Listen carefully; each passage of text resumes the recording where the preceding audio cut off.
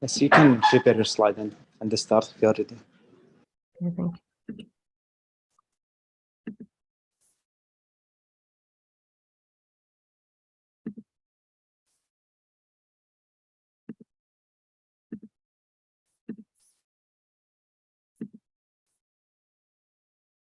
Are my slides clear?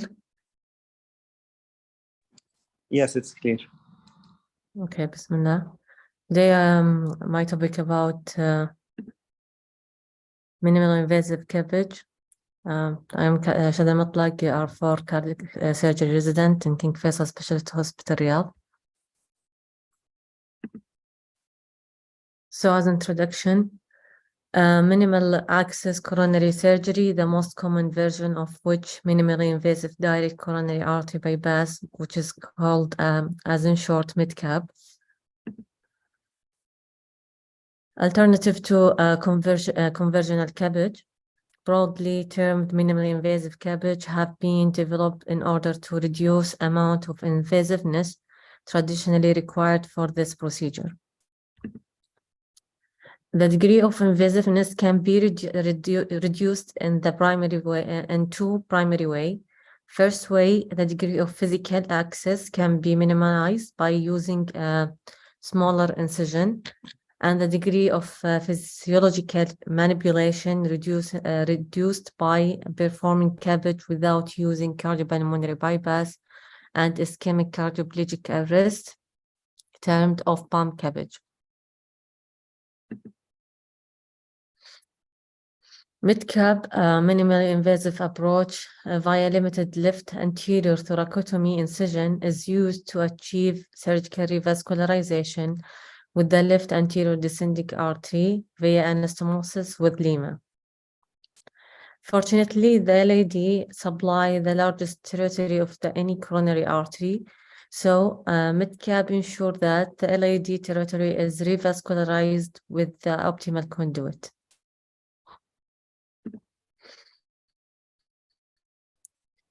It is well established that lima is the preferred conduit for all coronary surgery. The use of these vessels has been associated with both improved short and long-term graft patency and survival benefit when placed to the left anterior descending artery, coronary artery. History. MIDCAB was first described in 1965 by Klosov, who described beating heart anastomosis with mammary artery to the coronary circulation.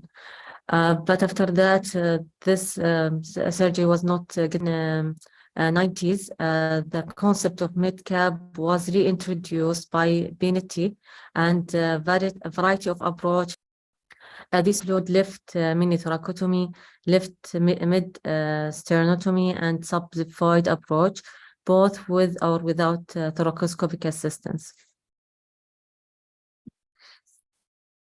Patient selection in MIDCAB, because it is approach limit access to the lateral and posterior surface of the heart. MIDCAB has been primarily utilized for patients with isolated proximal stenosis with LAD, in whom PCI is not feasible due to lesion complexity, include ostial LAD disease, involvement of or close relationship with the left main stem, or total occlusion of the target vessel. May also be performed as part of hybrid procedure for the patient with multivessel coronary artery disease who are likely to tolerate traditional CABG due to medical comorbidities and or frailty. The primary relative contraindications for MIDCAB is morbid obesity. A MIDCAB may be performed the median sternotomy in the following circumstances, like surgeon and the centers are experienced with approach, and MIDCAB is performed on the regular routine basis. Patient for whom LAD artery is only the target vessel, and the patient for whom or long sternal incision is cosmetically problematic, or for whom the shorter recovery after mid-cap is preferable. Patients who require reoperation, but in whom repeat sternotomy carries risk due to underlying bypass graft or cardiac structure adherent to the sternum, previous sternal wound infection, or mediastinal radiation therapy, calcification, or diffuse atherosclerosis aorta.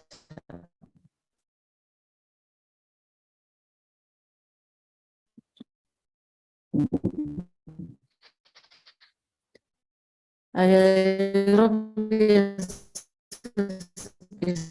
Society guideline on 2018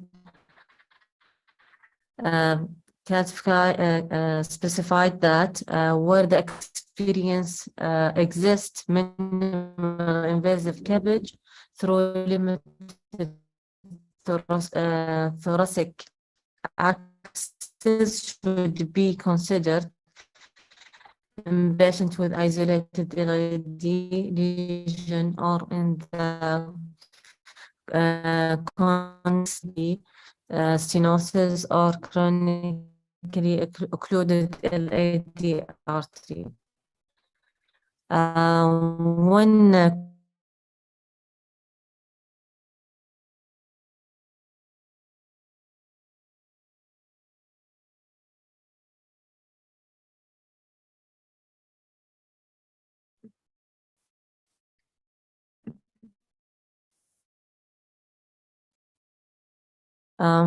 I thought I'm disconnected now. My slides are shown or not?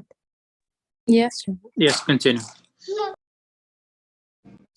So, when compared with BCI in setting of single vessel proximal disease, minimally invasive coronary surgery was associated with less need for coronary reintervention.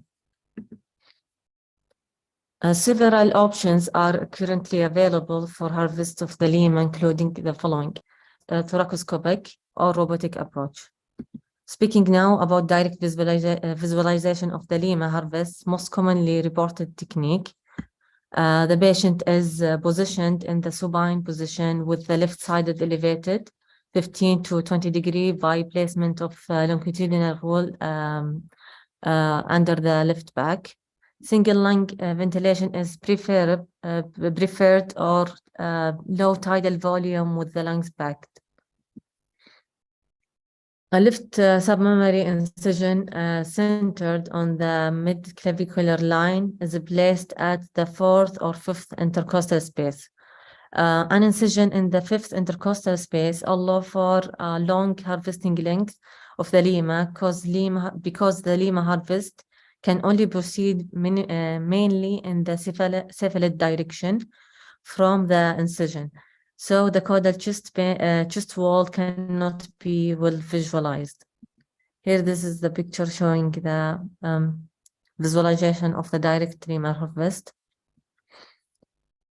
After incision is made, chest wall retracted with elongated superior plate and standard length inferior plate are inserted to achieve rib aspiration. Pleura and pericardial fat can be dissected away to expose the endothoracic fascia, cover the lemma. This fascia is incised with the electrocautery and lemma is taken down in a skeletonized fashion. Lemma should be identified at the medial aspect of the incision and then followed in the cephalad direction until it reaches the subclavian vein. Artery can be divided at its distal most point and the inferior border of the incision after the heparin is introduced. The patient in thoracoscopic way Patient is positioned in the similar manner, and single link ventilation is mandatory. Boards are placed in the left mid-axillary line, in the third, fifth, and seventh intercostal space. Standard thoracoscopic instrument include Grasper 5 mm 30-degree thoracoscope and electrocautery tool, and respectively can be placed through these boards. Here a picture showing the thoracoscopic approach. Once port access is obtained, carbon dioxide insufflation to the target pressure of 8 mmHg can be initiated to increase working space in the thoracic. Lima can then be harvested from the level of the subclavian vein down to the xiphoid process in pedicle or scutealized fashion. Vascular clip are used to sparing during this process. Robotic assist Lima harvest. This patient also positioned in the similar manner, and also single line ventilation is required. The camera board is positioned in 3 cm lateral to the mid-clavicular line in the 4th or 5th intercostal space. And then the other 2 boards are placed in 2 space above and below the camera board. Lima is harvested in skeletonized fashion using clips or cautery on side of branches. Thoracic insufflation is target 8 mmHg throughout the careful monitoring for hemodynamic compromise.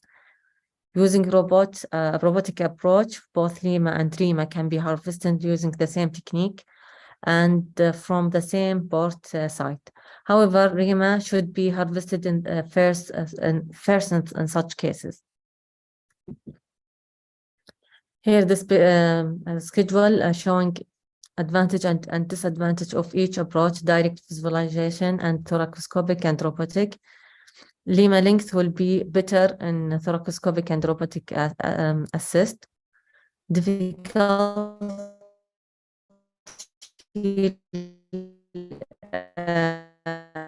and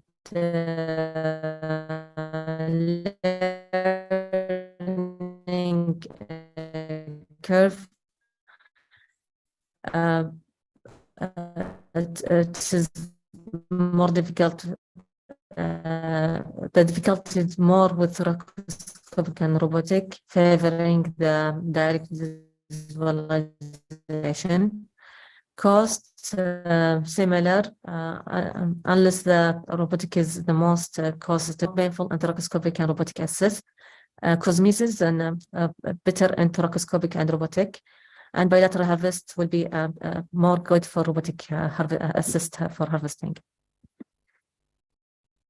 Access for anastomosis and cardiac stabilization. After all of these 3 ways, after the Lima harvest, now Lima LED anastomosis proceed in standard fashion with 7O or 8O Prolene suture.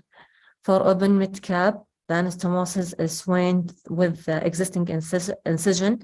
For thoracoscopic and robotic assist approach, a small submammary thoracotomy incision is created under camera visualization.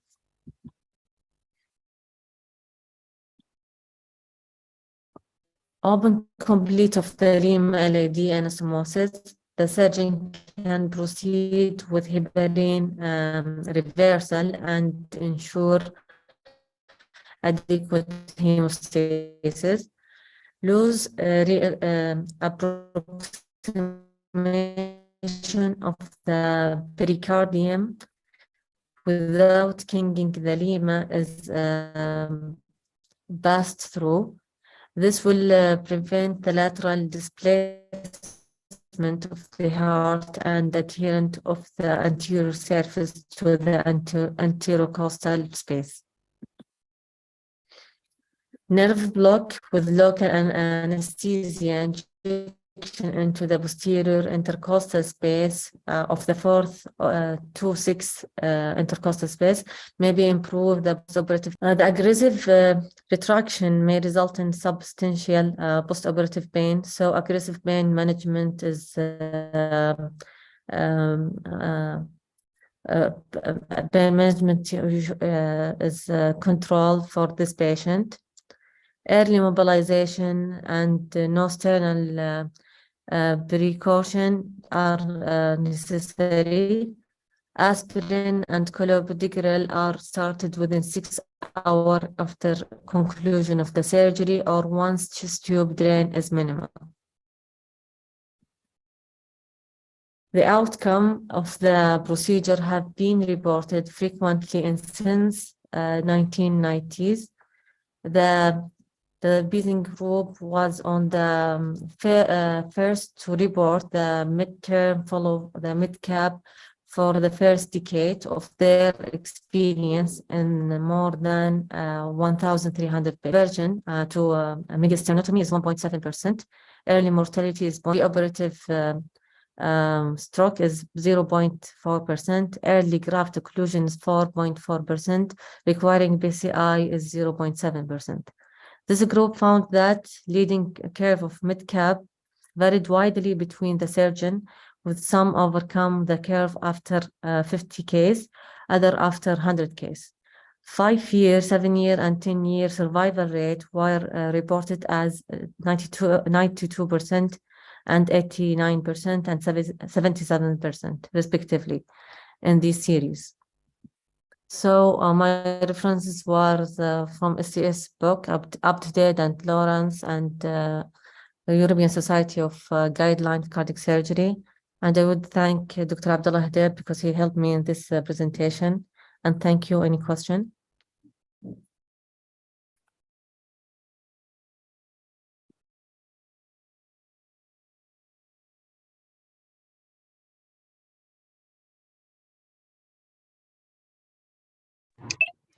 Thank you, Dr. Rashida. Any question or comments from the audience?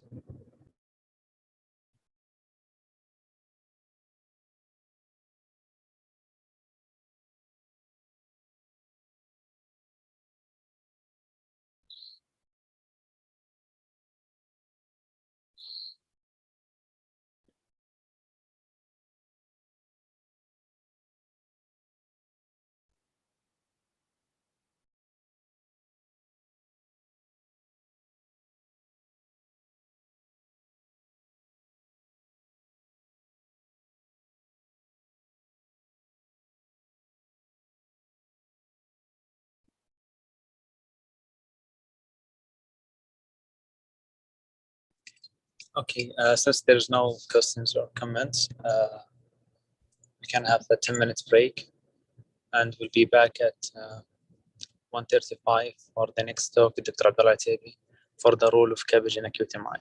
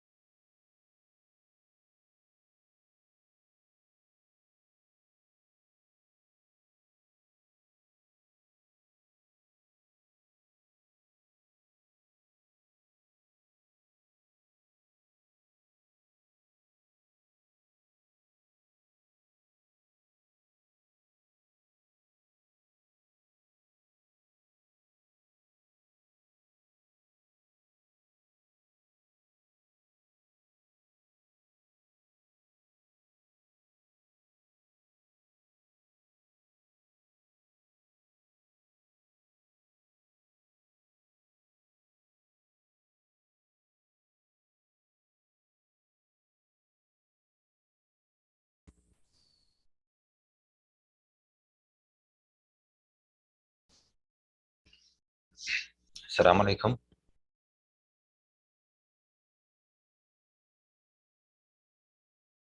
Can we start, Khalid? Assalam wa rahmatullahi wa barakatuh. Yes, you can start. We are ready. Good afternoon, everybody. This is Abdullah Tablis, R4 cardiac surgery resident at King Fahd Medical City. Today, our talk is going to be about CABG in acute MI. Just in the beginning, I would like to apologize on behalf of Dr. Baradi. He has emergency travel outside Riyadh, so he won't be able to join us for this session.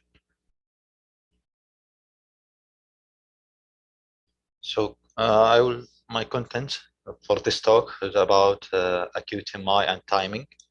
I will touch briefly about cardiogenic shock, then management strategy for reperfusion, and then I will go talk in details about recent guidelines and literature reviews for management of acute MI. Then I will touch briefly about use of intra-aortic balloon pump. So in case of acute MI, pre-hospital mortality counts around 30%, and in-hospital mortality around 5%. Options for revascularization of occluded vessels, including thrombolysis, PCI, and CABG. Effects of timing with occlusion. If occlusion less than 20 minutes, reversible cell damage, and depressed function with subsequent myocardial stunning.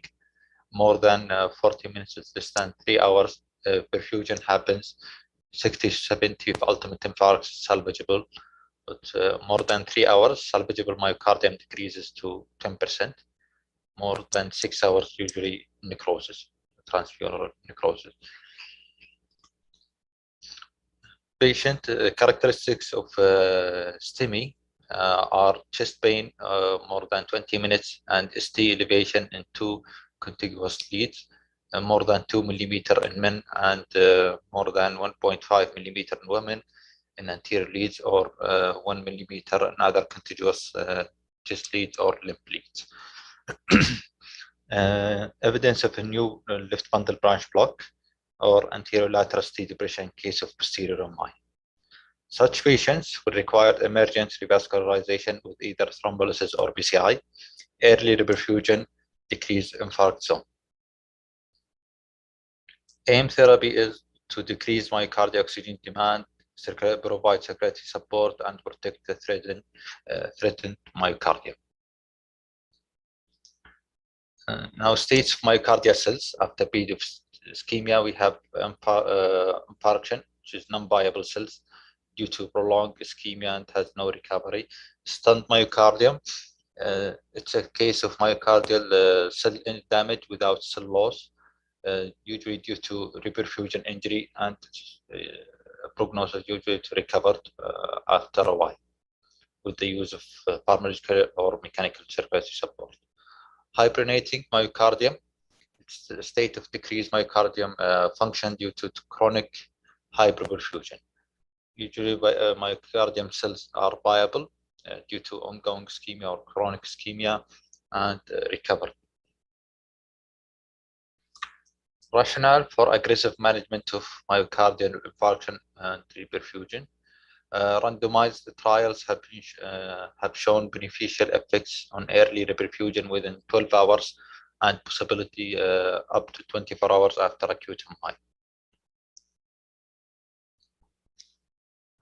Cardiogenic shock defining parameters, including peripheral vasoconstriction with cold extremities, mental status change, tachycardia, systolic blood pressure less than 90, and cardiac index less than 1.8, stroke volume index less than 20, and wedge pressure more than 18, systemic vascular resistance more than 2400, and oliguria or urine output less than 20. And other evidence of multi-organ failure. Prevalence of cardiogenic shock, most common cause in hospital mortality following MI. Mortality rate is high, around 80%. Incidence in MI, 2.4 to 12%. Revascularization within 6 hours has a survival benefit, especially in younger patients less than 75. It results from loss of at least 40% of left ventricle, Patients usually have extensive three-vessel disease. Systematic inflammatory response may play a role in worsening in clinical manifestation of shock, as many patients only have moderately depressed ejection fraction. So for mechanism of cardiogenic shock, most commonly due to LV damage, extensive LV damage and RV damage. Other mechanisms including the mechanical complication of acute MI, including VSDs, ischemic papillary muscle or ischemic MR, free wall rupture. Reperfusion strategies. We have the first option, it's thrombolytic therapy, which is decreased in hospital mortality in patients with treated with streptokinase. And studies have been shown that superiority to TB8 has more rapid and complete restoration of coronary blood flow at 90 minutes, improve ventricular performance and reduce mortality, 6% to 7% comparing to streptokinase. No benefit of on adding glycoprotein 2B3A inhibitors or low molecular weight heparin, and associated increased risk of bleeding. Risk of intracranial hemorrhage is about 1%, and benefit of lytic therapy decreases with increased age. In cardiogenic shock, uses of lytic therapy does not seem to improve survival, but decrease the risk of developing heart failure. For American guidelines, first, in the absence of contraindication, fibrinolytic therapy should be administered in patients with STEMI at non-PCI capable hospital when the anticipated first medical contact to device time at PCI capable hospital more than 120 minutes because of unavoidable delays. Second, when lytic therapy is indicated or chosen as a primary perfusion strategy, it should be administered within 30 minutes of hospital arrival. So this diagram summarizes the initial management of perfusion strategy of STEMI. So if patient arrived at PCI capable hospital, patient must be sent immediately to the cath lab. Non-PCI capable hospital, then judgment call less than 30 minutes can be transferred to PCI capable hospital with predicted time less than 120 minutes, then patient must be transferred. If not, so fibrinolytic therapy must be initiated within 30 minutes. For PCI, categories of PCI following MI, we have primary, which is the method of reperfusion patient presenting with acute MI. Rescue PCI because of recurrent ischemia or hemodynamic instability following thrombolysis. Immediate PCI in conjunction with thrombolysis. Delayed PCI, which is after thrombolysis or during the intervening hospitalization. Elective following thrombolysis and medical management when a positive stress test is obtained during the same admission or soon thereafter. So for evidence of each, the primary, more than 20 studies have demonstrated superiority of PCI comparing to thrombolysis. It has a lower mortality, reinfarction, stroke, and intracranial hemorrhage.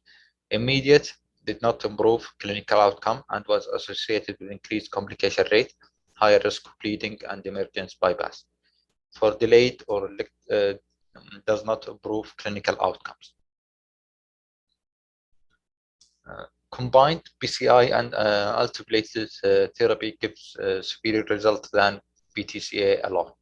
Drug-eluting stent has a lower composite endpoint of death, reinfarction, stroke, and angiographic evidence of stenosis at 8 months compared to bare metal stent.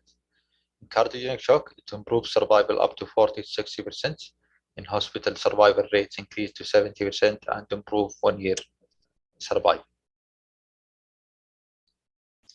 Dependent predictors of mortality: extreme age, above 75, hypotension, case of cardiogenic shock, lower TIMI flow, and presence of multivessel disease. Patients with established or developing cardiogenic shock should be revascularized early by PCI rather than initial medical stabilization with thrombolytic therapy. Rescue PCI after failed thrombolytic therapy for patients with ongoing ischemia or chronic clinical compromise is also recommended. Now, coming for our talk, what's the role of CABG? CABG has a limited role in acute phase of STEMI, other than for cardiogenic shock. Both American and European guidelines indicates that the role of CABG is very limited, mainly in failed PCI with ongoing ischemia or presence of cardiogenic shock, coronary anatomy not feasible for PCI, and in the presence of mechanical complication of MI like VSR, papillary muscle infarction, free wall rupture. Urgent CABG with STEMI, class 1 if coronary anatomy not amenable to PCI who have ongoing or recurrent ischemia, cardiogenic shock, severe heart failure, or high risk feature, and for repair of mechanical complication.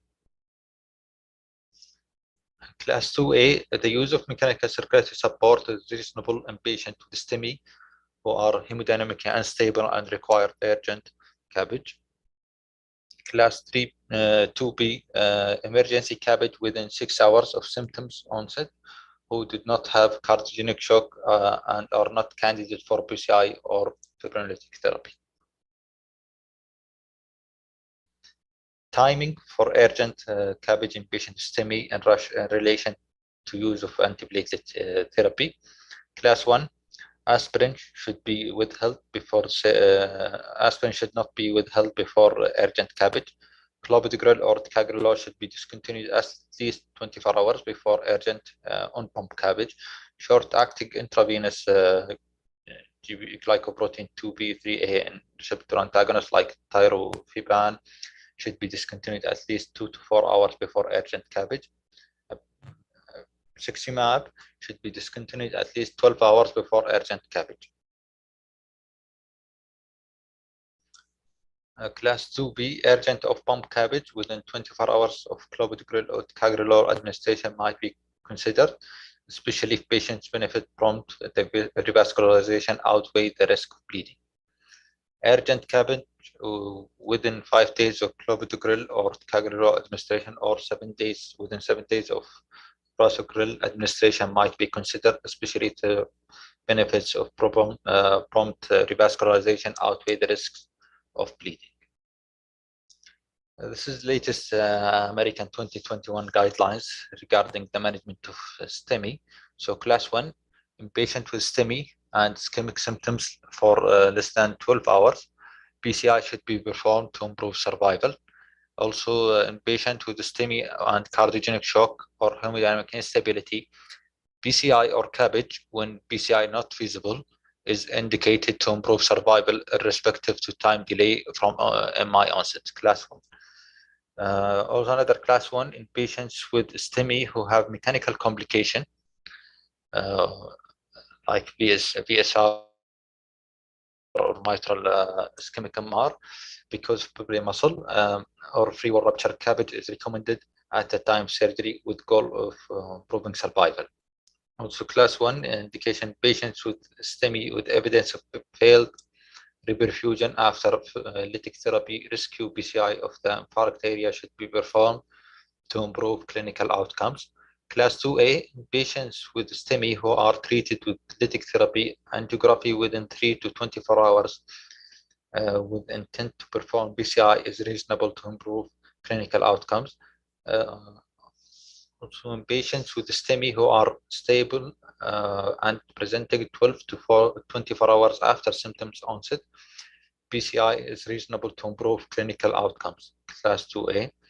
Also another class 2A in patients with STEMI whom PCI is not feasible or successful with large area of myocardium at risk, emergency or urgent CABG can be effective as a reperfusion modality to improve clinical outcomes. Also another class 2A in patients with STEMI complicated by ongoing ischemia, severe acute heart failure or life-threatening arrhythmia, PCI can be beneficial to improve clinical outcome irrespective of time delay from MI onset.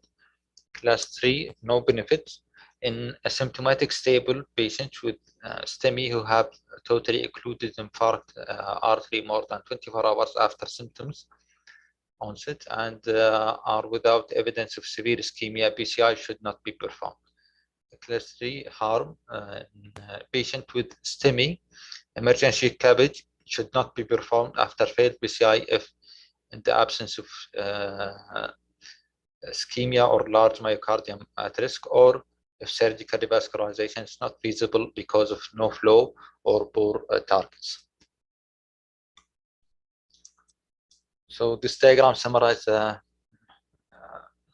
modality of revascularization in STEMI when ischemic symptoms. So symptoms less than 12 hours, PCI feasible. So as a class 1, no large area of myocardium at risk, then for CABG.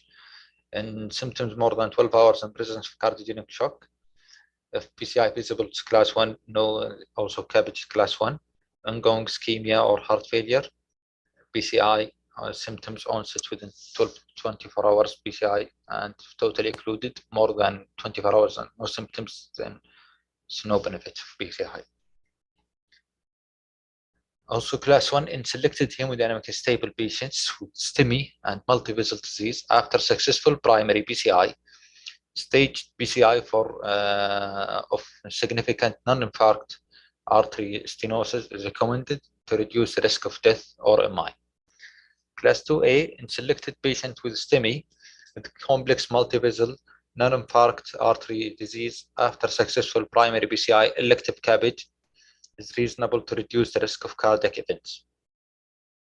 Class 2B in selected patients, hemodynamically stable with STEMI and low complexity multivessels, PCI of non-infarct stenosis may be considered at time primary PCI to reduce the cardiac rate events.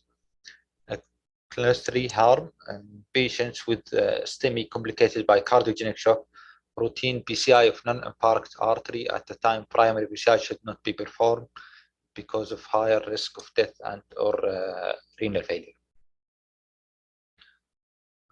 Now coming for this culprit trial compared only PCI to the culprit lesion and immediate multivessel PCI at the initial arrival or presentation of acute MI leading to cardiogenic shock.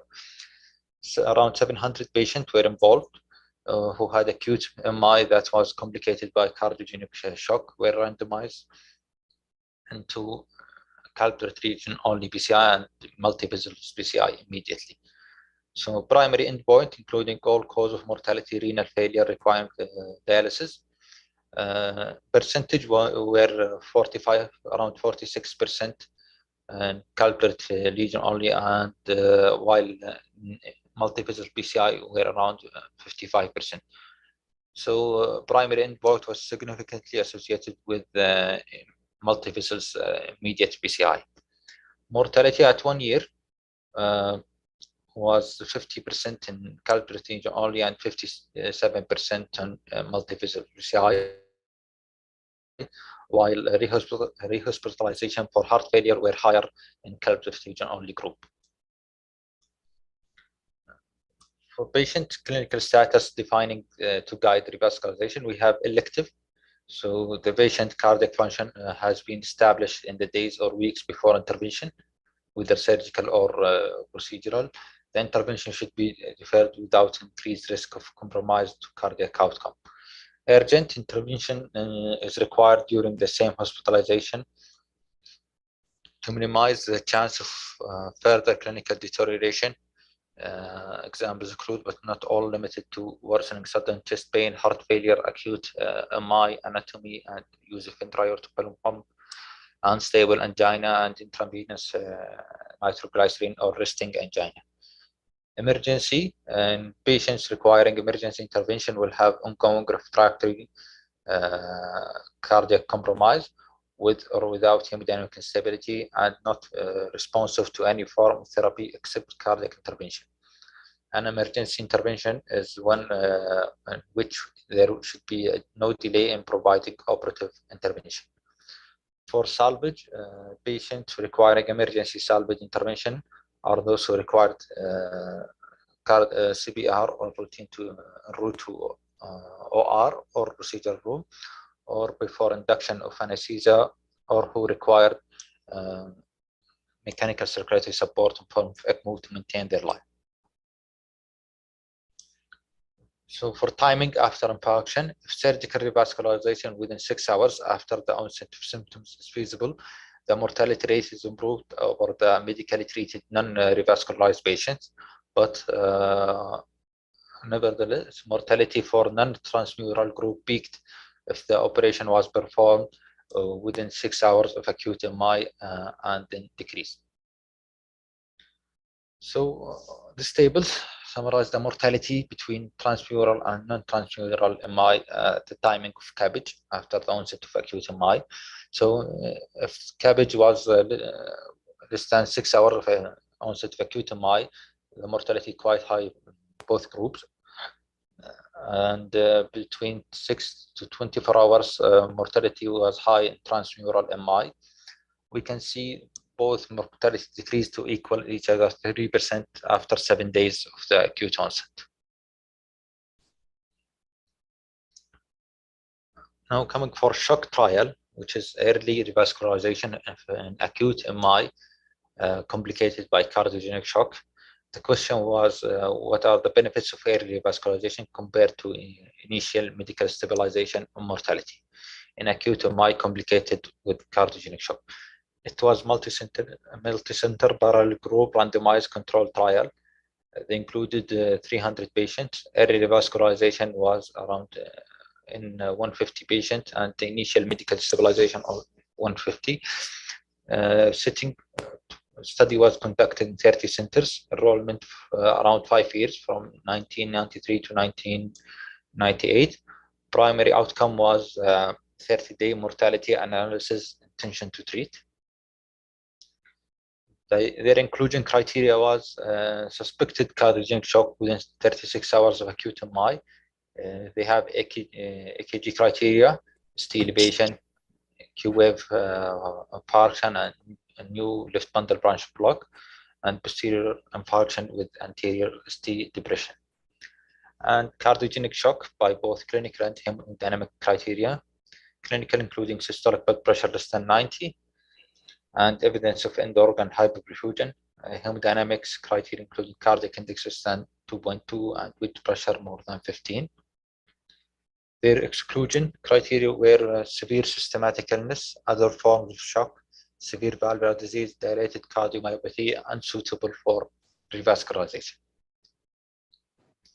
For intervention, patients were randomly assigned within 12 hours after diagnosis of shock to emergency revascularization in the form of PCI in 60% of patients and CABG in 40%, and with the use of balloon pump. And other group were initial medical stabilization with lytic therapy and intra-aortic balloon pump. If clinical appropriate, delayed revascularization allowed at minimum of 54 hours after randomization. So you can see here in this table, mortality rate was significantly lower in younger patients in revascularization group, less than 75% age. It was 40%, while in medical therapy around 56% with a p-value of 0.01. So overall, 1 year survival. Early revascularization group was 46.7%, and initial medical stabilization group where survival rate percent was 34 with a significant p-value. Treatment benefits was apparent only in patients younger than 75 years. Overall survival rates at 6 years, early revascularization group survival rate was around 33%, and initial medical stabilization group was around 20%. Now for the European guidelines management of cardiogenic shock 2018, emergency coronary angiography is indicated in patients with acute heart failure or cardiogenic shock complicating acute coronary syndrome, class 1. If coronary anatomy is amenable to PCI, emergency PCI of the culprit lesion is indicated for patients with cardiogenic shock. If the coronary anatomy is feasible for PCI, emergency CABG is a class 1. In case of hemodynamic instability, emergency surgical or catheter-based repair of mechanical complication of acute coronary syndrome is indicated.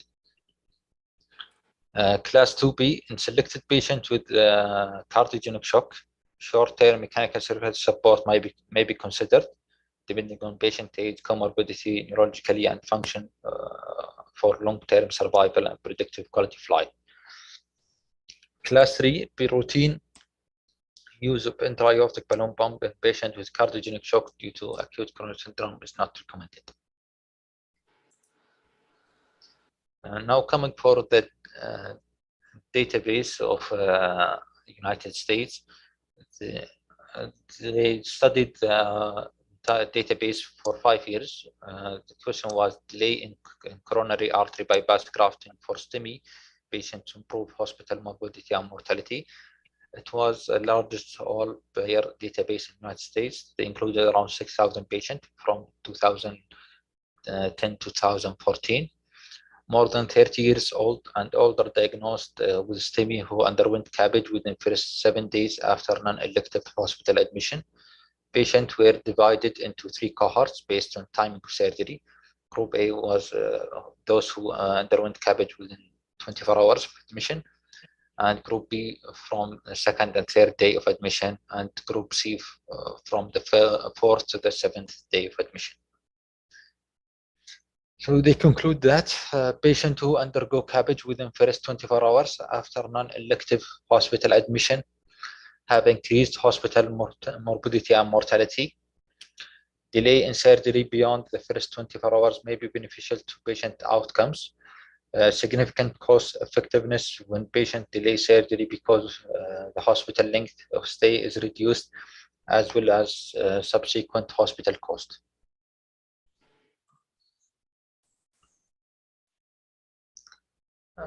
Another study, which was about optimal timing from myocardial infarction to coronary artery bypass grafting in hospital mortality. They involved around 3,000 patients isolated CABG with prior MI from 2008 to 2014. And CABG was performed within the first day for 99 patients, and from the second day in around 300 patients, while from the 3rd to 7th day for around 2,000 patients, and from the 8th to 21 days of admission around 6,000 patients. The conclusion was a patient operated on the 1st and 2nd day, and the 3rd to 7th day after MI had a similar mortality rate, suggesting it may be possible to reduce MI to CABG interval for some patients without sacrificing outcomes. Patient operated on within the first day after MI had higher mortality rate. Another study was published in American College of Cardiology. It was about coronary artery bypass grafting surgery after acute STEMI. Concludes that in patients with acute STEMI, there was a significant increased mortality among patients that underwent CABG within the first 24 hours of their events, and female gender over 65 in this group had a significant odds for mortality. So talk about advantages of CABG. To offer the longest patency of revascularized arteries, offer complete revascularization, offer also difficult distal obstruction can be reached, and controlled reperfusion to reserve ischemic injury and reduce reperfusion injury. It interrupts the progression of ischemia and necrosis and limits infarction, while disadvantage of early CABG associated with higher mortality and due to the availability of service in the community setting. Characteristics associated with better early outcome after CABG: patient with preserved ejection fraction, male gender, younger patients, and patients who had subendocardial MI. For intraoperative consideration, patient with acute MI, early establishment of cardiopulmonary bypass is crucial for decompression of the ventricle, decreasing the wall tension and reducing oxygen consumption. decrease muscle damage, and improve functional outcome. Ventricular compression, decompression reduces the metabolic energy consumption by 60%, and diastolic basal arrest reduce metabolic energy consumption by 30%, while cooling of the patient and heart has an impact on the final 10% basal energy requirements. Talk about intra-aortic balloon pump, which was conducted in SHOCK 2 trial. The patients were randomized with acute MI complicated with cardiogenic shock, who were undergoing early revascularization and optimal medical therapy to intra-aortic balloon pump versus no balloon pump. 30 days outcome, there was no survival benefits with intra-aortic balloon pump group, and 6 to 12 months follow-up, no significant difference in mortality, reinfarction, and repeat vascularization or stroke. So in conclusion, intra-aortic balloon pump has no effect on all cause of mortality at 6 years. Long-term follow-up, mortality is still very high, with 2/3 of patients with cardiogenic shock dying despite contemporary treatment with revascularization therapy. This was my end of presentation. Any question or comments?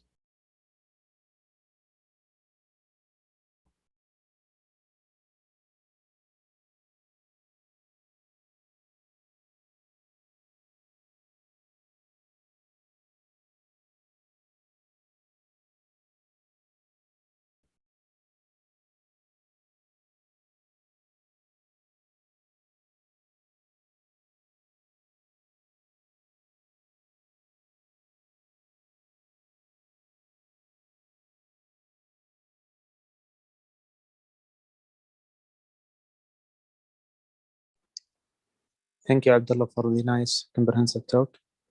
Any question or comment from the audience?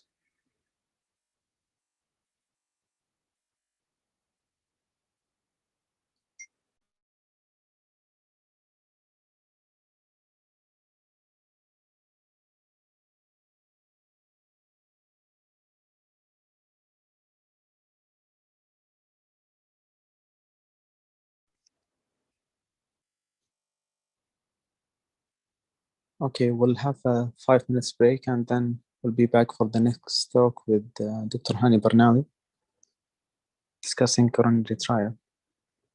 We'll be back at 2:15.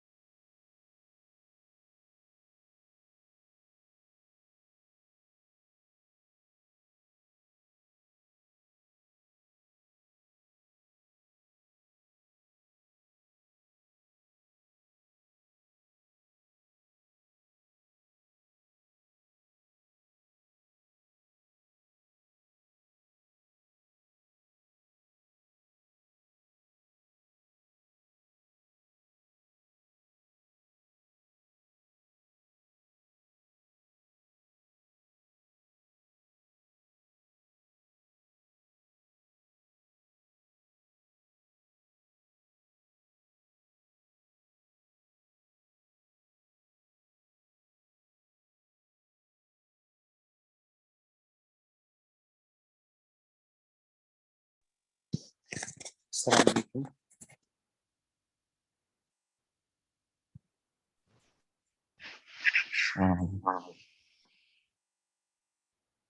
You can prepare your slides, Hani, and start whenever you're ready.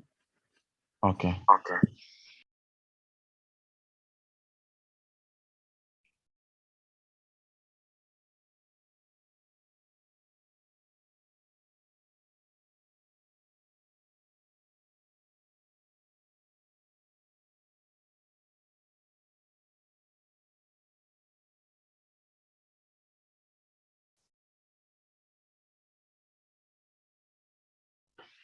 Assalamu alaikum.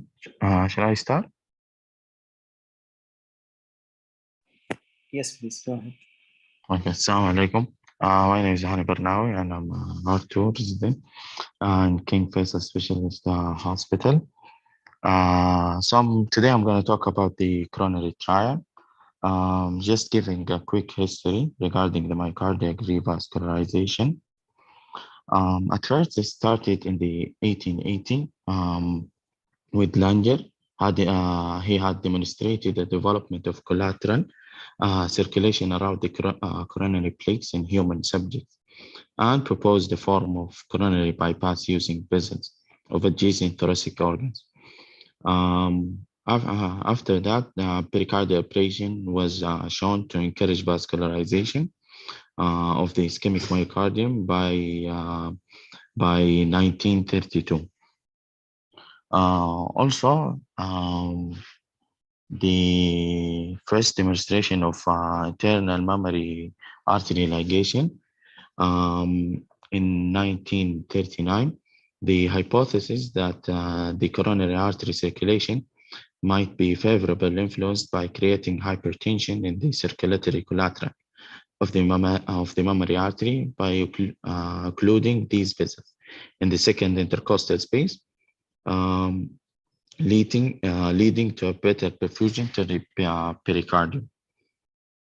Next is in 1946, Arthur formed his first Lima to LV, direct LV, but without surgical anastomosis. Also in 1960, it was the birth of the Cabbage by Rima to the RCA by Goetz, and ever after that, it started developing. So going back to the coronary trial, what is the question asked in this article, and does the study test the stated hypothesis? The coronary was a randomized parallel control trial with the goal of the trial was to evaluate off-pump compared with on-pump technique among patients undergoing isolated CABG. The primary hypothesis was that off-pump CABG would be associated with a fewer major clinical events in the short term, 30 days, than on pump, that the benefit of the off-pump CABG would be maintained in the long term. Its significance, saving lives, money, time, and it was relevant to our practice. Are there any conflict? The authors, one of the authors, Dr. Deverox, he's the only one who reports receiving grants from multiple companies. Other than that, no other potential conflict of interest. What is its correlation to previous research and practice, and does the study add anything new? It has the sufficient power, 5-year follow-up, and the surgical expertise requirement. Regarding the requirement, the surgeons were required to have at least 2 years of experience and to have performed more than 100 types of the surgical procedure, whether on pump or off pump. The design and attention to potential bias. The design was it was randomized parallel control trial, and the potential bias, the selection bias, and performance bias also. For the ethical consideration, it was approved by by the IRB at each participating center. Regarding their inclusion criteria, the patients for the patients undergoing coverage with one or more of the following risk factor, either to be more than 70 years of age, peripheral arterial disease, cerebrovascular disease, or carotid stenosis more than 70%, and renal insufficiency. Between the patient, for the patients between 60 and 69 years of age, they should have one or more of the following risk factors: diabetes, urgent revascularization, left ventricular ejection fraction less than or equals 35%, smoking within last year. For the patients between 55 and 59, they should have two or more of the listed risk factors above. For their exclusion criteria, any planned valve surgery, contraindication to off-pump or on-pump CABG, or a decision that one of the two techniques was not feasible for the patient, limited life expectancy, emergency repeated CABG, and previous enrollment in the coronary trials. The number of enrollees was 4,752, and the total duration, at first it was set for 30 days, and it was anticipated to 5 years. The mean age, it was 68, and the percentage of the female, it was only 20%. Regarding the follow-up, the study personnel could take, it was either in person or telephone follow-up. In the first 30 days up to the first year, it was conducted in person.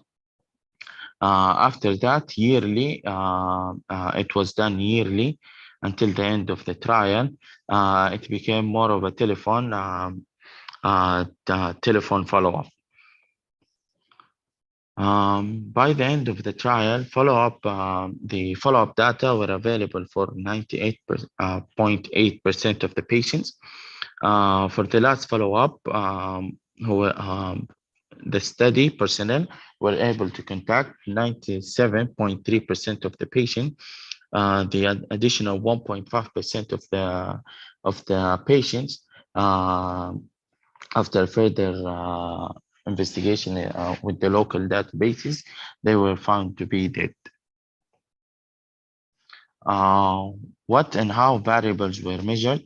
The variables were death, MI, strokes, the primary death, MI, strokes, renal failure requiring dialysis, repeated revascularization, blood transfusion, recurrent angina, and cardiovascular death. It was from the time of the first occurrence of any one of the components of the primary outcomes was described with the use of Kaplan-Meier survival curve, and the comparisons between two treatment groups were performed with a long rank test. The treatment effect is expressed as the hazard ratio with 95% confidence interval. The potential confounding factors could be age, sex, and clinical history. This is the randomization. 4,752 patients underwent randomization. 2,375 were assigned to off-pump CABG, and 2,377 were assigned to on-pump CABG. Most of the patients underwent either off-pump or on-pump CABG within 30 days of randomization. Regarding the conversion, 184 converted from the off-pump group converted to on-pump CABG, and 150 patients from the on-pump converted to the off-pump group. Within 30 days. This is the table for the baseline characteristic. It shows a merely similar characteristic regarding the age and the clinical history. This is the subgroup analysis, which shows no major differences between the two groups.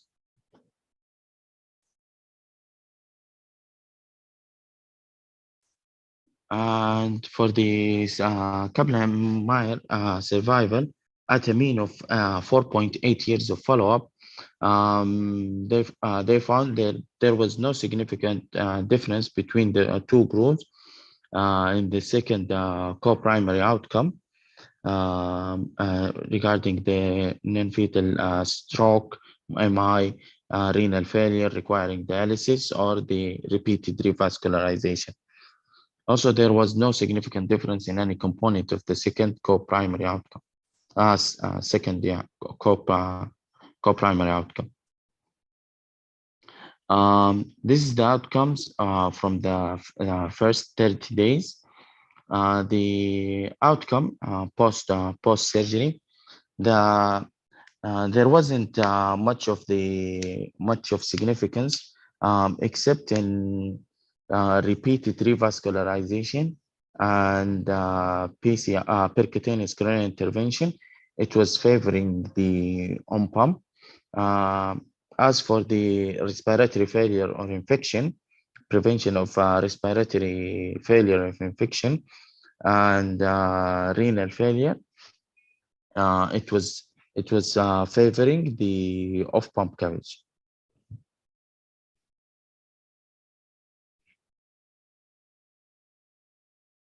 After the first year, there was no differences in both groups regarding the primary outcome, PCI or renal, also renal failure requiring dialysis. It was only at the first 30 days. Also, at 5 years, the second co-primary outcome, there were no major differences between the two groups regarding the primary outcome: death, MI, stroke, renal failure requiring dialysis. Also, for the repeated revascularization, it went back to similarity.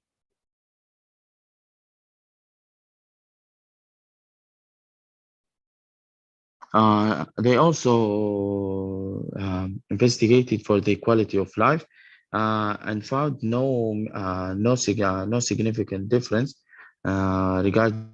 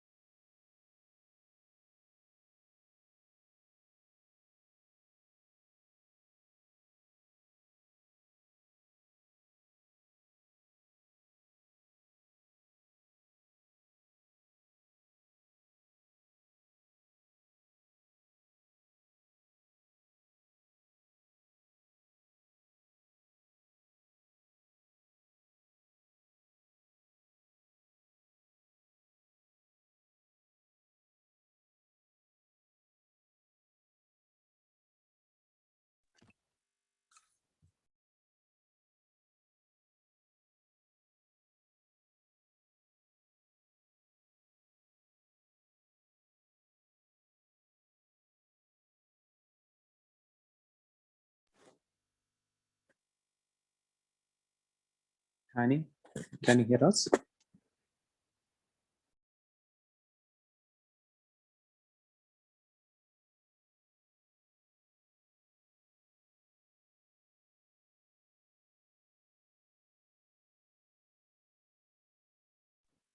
I think we lost you in the last two slides. There was no sound.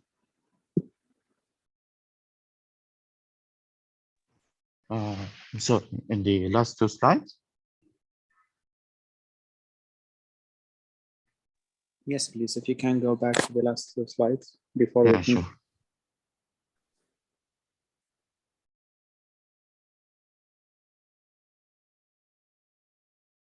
Okay.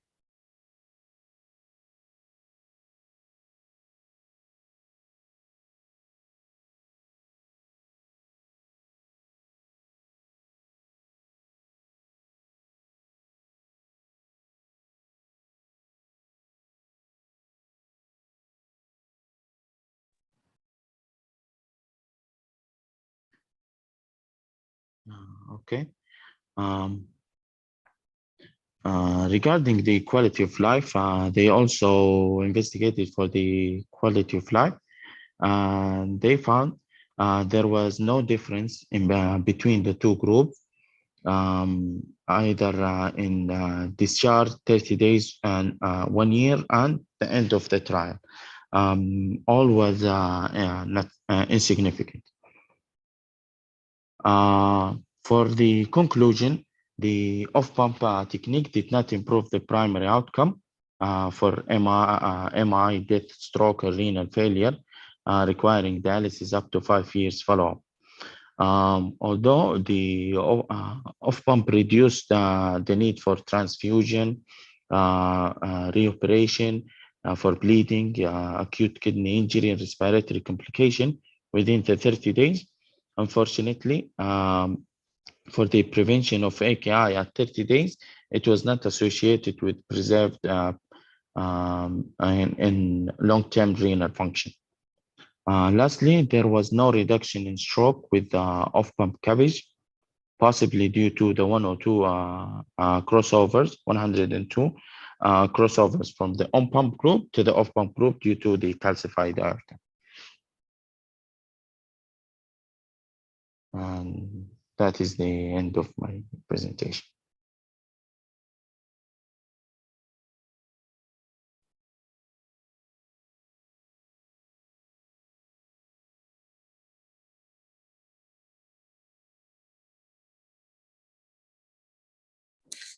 Thank you, Hani, for the presentation. Any question or comment from the audience?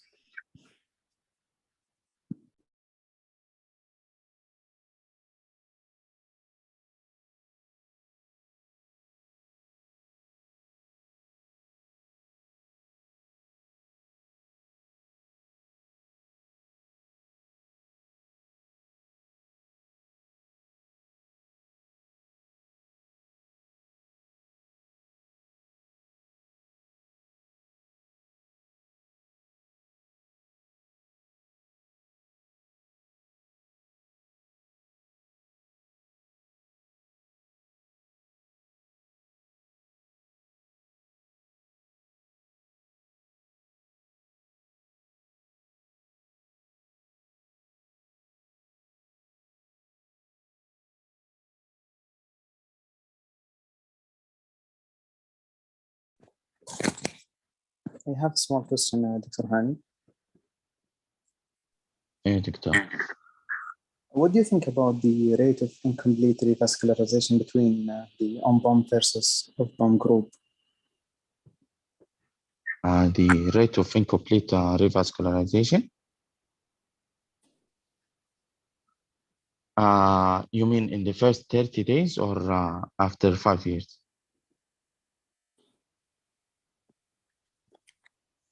The whole follow-up period. The whole follow-up? Actually, what do you mean about incomplete revascularization? Or generally speaking, comparing on-pump versus off-pump CABG. For the on-pump versus off-pump CABG, as it showed, there were no major differences. Only the significant, it was only at the first 30 days post-operation. Regarding the respiratory infection, the AKI, and also the repeated revascularization and PCI. Yeah, that was in favoring of the off pump only at the 30 days, but on the long run, it went back to normal or no significant at all in this study. Okay. What I meant, Hani, is usually, or theoretically speaking, the rate of incomplete revascularization is usually higher in the pump because you cannot achieve full revascularization of pump cabbage. And in the coronary trial, the rate was higher, and the rate of incomplete revascularization was higher in the off-pump cabbage, although it's marginally significant. The p-value is only 0.05. But as a general concept, or theoretically speaking, the rate of incomplete revascularization usually noticed with the off-pump cabbage versus on. This was my point. Thank you, Hani. Thank you. Any other question or comment from the group?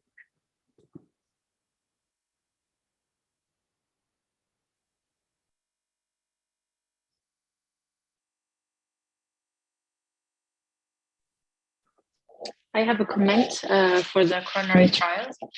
I wasn't here from the beginning, but I'm not sure if you guys talked about, or Hani can tell us if he talks about the requirement for participation in the trial from the surgeon perspective.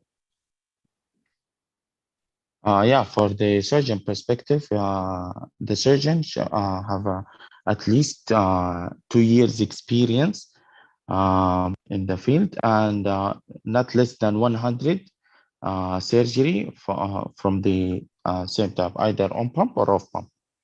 Okay. What do you learn from this requirement? Why did I require this number to be qualified to do a pump catheter? To lessen the experience bias. So this is basically to correct the Ruby trial. Have you heard about the Ruby trial? Yes. So the Ruby trials was the first randomized control trial to compare between on-pump versus off-pump.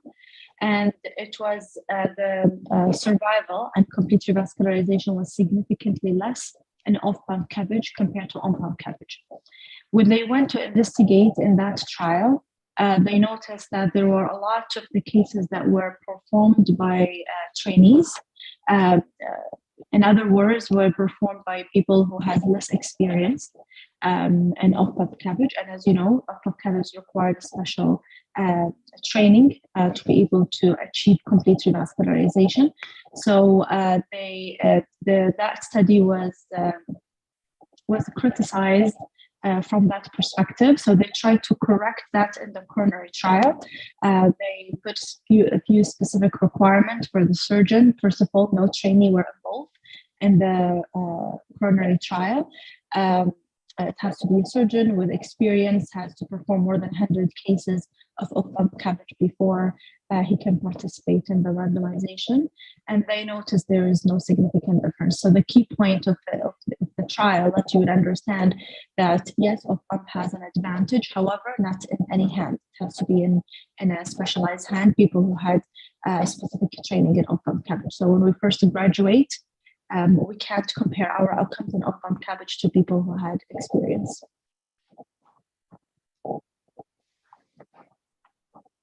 Any questions?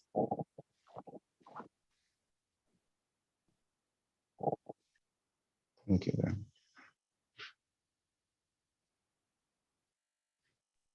Okay, I have the mechanical complication cases, but if you guys want to break out for 5 to 10 minutes and then we come back, or if you guys are ready, we can start right away.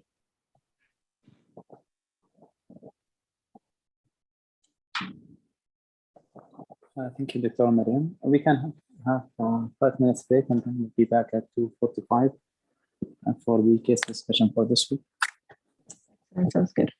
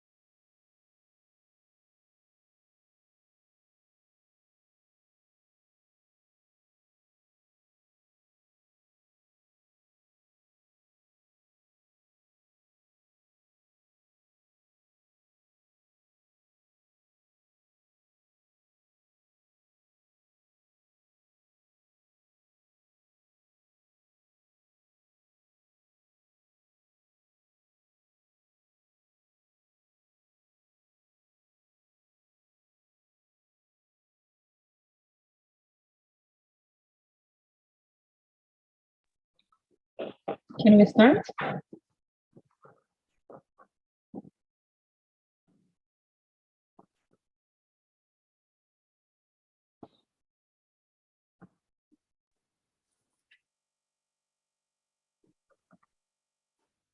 Yes, please go ahead, Dr. Mariam. Okay. Welcome back. So this week we're going to be talking about cases related to mechanical complication post-MI. I acknowledge and know that a lot of you may not have seen similar cases. However, we still have to learn about it and keep prepared in case we encounter similar cases. As usual, we'll ask the R7 to raise their hand to choose one of the volunteers.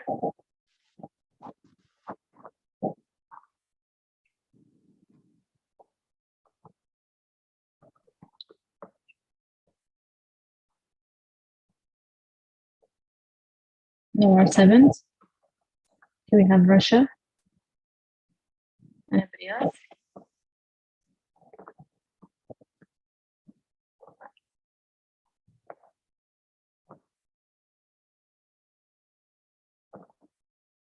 Okay, we have Russia, we have Ahmed.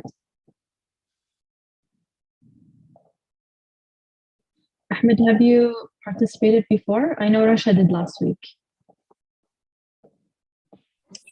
أيوة دكتورة مريم السلام عليكم. وعليكم السلام. إيه نعم I participated in the first 2 weeks before. Okay. All right, sounds good. Any other volunteer they haven't participated before? I want to give a chance to everybody.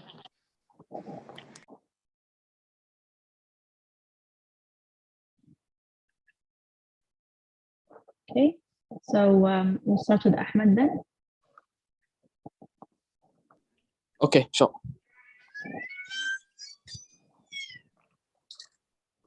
Case number 1, I have 3 cases, so try to finish them all. This is the first case. You can read it. Okay. This is a 51-year-old male, known case of hypertension on goal-directed medical therapy, present to ER with acute STEMI. The patient was taken to cath lab for immediately, I think, reperfusion or whatever. So this angiogram restricted the left system. The left main is a patent bifurcating to the LSX and LAD. There is no lesion in the left main. Sorry? I'm just gonna go back if it's Yeah, too please. quick. So the LCX appears there is a lesion in the proximal lesion in the LCX. There is one high, is I think optis marginal. Okay. This is spider view.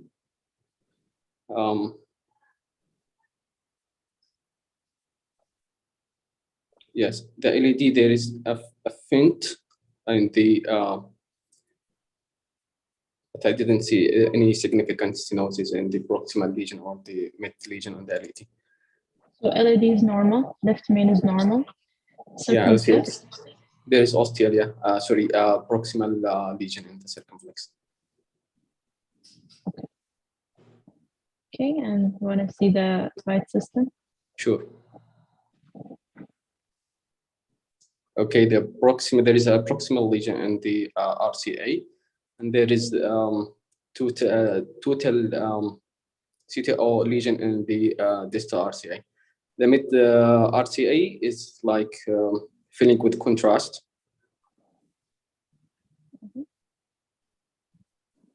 But I cannot see the distals. So there is proximal or osteal lesion in the RCX. So what do you think the culprit lesion here? This patient has 2 vessel disease, a high osteal RCA plus proximal lesion in the LCX. What do you think the culprit lesion here? The culprit is I think the RCA. While in the cath lab, the patient became hemodynamically unstable, hypotensive, arrested. They did CPR for 3 minutes and they got him back. Great. Okay. So They were trying to re-establish the flow in the RCA, okay, and they could not. Okay, great. So this patient is seems that he is hemodynamically unstable, so we have to stabilize the patient, intubated the ventilation, then start the inotropic medication of vasopressor. And if there is role for mechanical circulatory support in the form of intra-aortic balloon pump or Impella, and then echo to illustrate if there is any cardiac defect consequences for the acute MI. Intra-aortic balloon pump was placed. Okay, they were unable to open the RCA. While the patient is intubated, they did a TEE for you. Great. So this is apical fourth chamber, showing the four chambers. The LV is dilated with apex seems like dyskinetic, and the mitral valve, the posterior leaflet seems that is flying. With the echo-dense appears that is most likely is ruptured papillary muscle, the posterior. The RV is contracting well, and there is the color flow, yeah, severe MR. So what's your diagnosis here? This patient is most likely having an acute papillary muscle rupture secondary to acute MI. So this is a complication of the acute MI. Okay. And which papillary muscle? It's posterior medial. Okay. Can you recall the blood supply to the posterior medial papillary muscle? Yes, the supply for the posterior papillary muscle has a single blood supply from the posterior descending artery, either RCA or the left circumflex, according to the dominant. Okay, so from the RCA, how frequent, like percentage? It's almost 85% from the RCA, while in the LCX is 5 and codominant is 5. Okay, and how about the anterior? Anterior papillary muscle, you mean? Yes. It has dual blood supply from the LID and the LCX. So which one is more common, do you think, for papillary muscle rupture? It is the one who has a single blood supply, which is posterior medial. Posterior medial, okay. It's another review. This is the mid, a short axis view showing the mid LV. Yeah, so it's a transgastric short axis view. Okay. Okay, so this is the what? LV? Yeah, this is the LV, yes. Support this kinetics, and this is the RV. Okay. Any comment on this? Any Well, findings? actually, it's there is some like aneurysm in the LV. Mm-hmm. I can call it pseudoaneurysm or LV aneurysm, and there is. Can you correlate your finding with the four-chamber view? Exactly, yes. I said in the apex it appears that it's kinetic, and also the posterior, posterior basal is also dyskinetic. And what is this? This is the septum, you mean? You're pointing to? Yeah, this is the apex. It might be there is echo-dense. This might be a thrombus formed. Mm-hmm. Okay, we'll make it easy for you. This is the report. Okay, so severe global hypokinesis of the LV with severely reduced ejection fraction up to 15 to 20%, fly LV2 segment with ruptured papillary muscle, severe MR, and there is a large posterior inferior myocardial aneurysms. Okay, so happy with your interpretation so far? Yes, a little bit. Okay. I didn't comment on the ejection fraction, Annie, but. How would you manage this patient? This is considered an emergency. situation. So first we have the heart team approach for such patient, discuss about this patient, and then stabilize the patient medically, and then arrange for emergency surgery to address the mitral. Sorry, he has thrombus in the LV. But the report said that the report didn't say any thrombus. No. Yeah. Okay, so anyhow, this is an emergency. We have to address the mitral valve, and the patient seems unstable. So I will vote for an emergency mitral valve replacement, because the dyskinetic of the posterior wall. Okay, so when would you want to take this patient to the OR immediately, or do you want to book him tomorrow? Or? No, this is an emergency. We have to immediately to stabilize the patient. How to? Okay. Because the mortality is so high if we left him untreated. So he has intra-aortic balloon pump, he's in some inotropic support, and he's relatively stable, but and this patient was taken to the OR, okay? What's your planned procedure? So how would you consent the family? I will do a graft to the RCA vein graft, and then mitral valve replacement. For the aneurysmal part, I'm not sure if we can address it, because it will lead to prolong the bypass time. So I would just do the CABG and the mitral valve replacement. Okay, so you do mitral valve replacement and coronary bypass with one vein, right? Exactly. Okay. What's your cannulation strategy?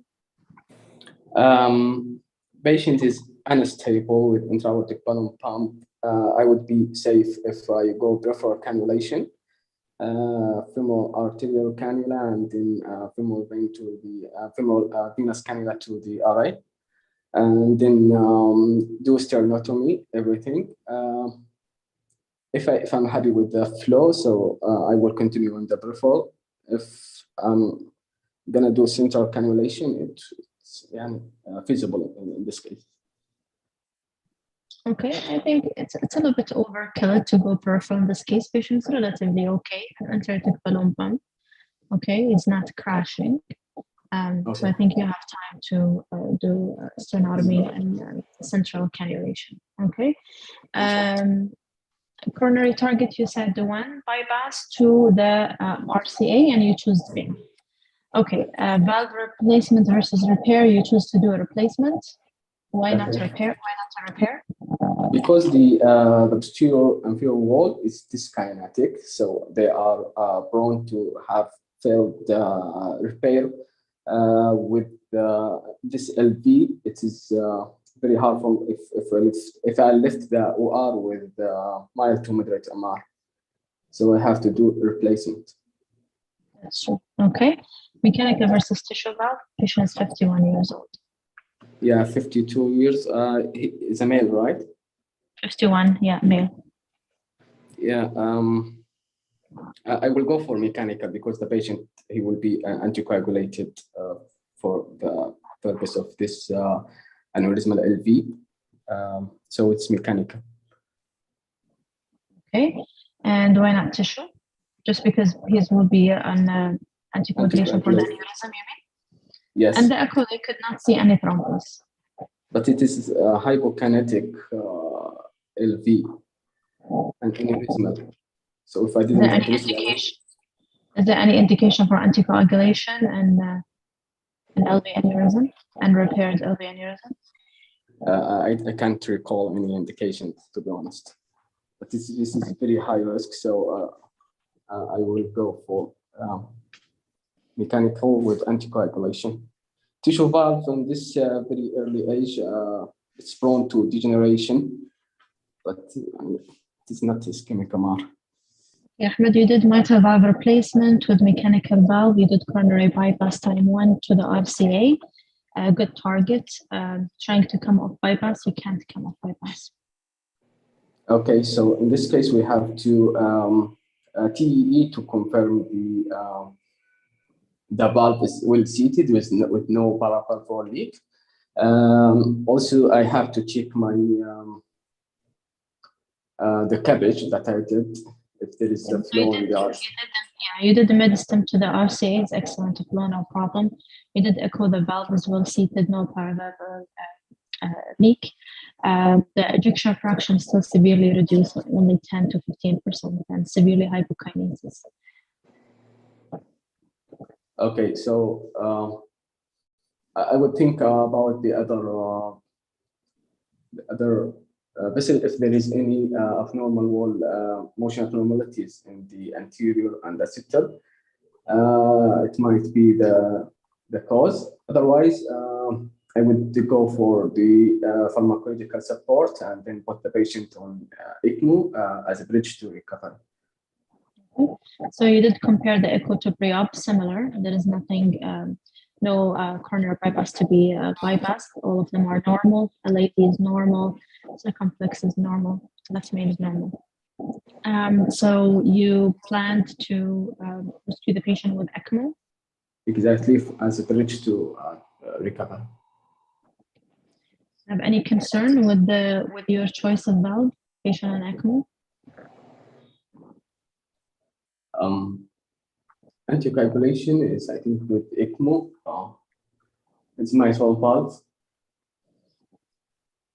So you're reaching the end of the story or the end of the scenario.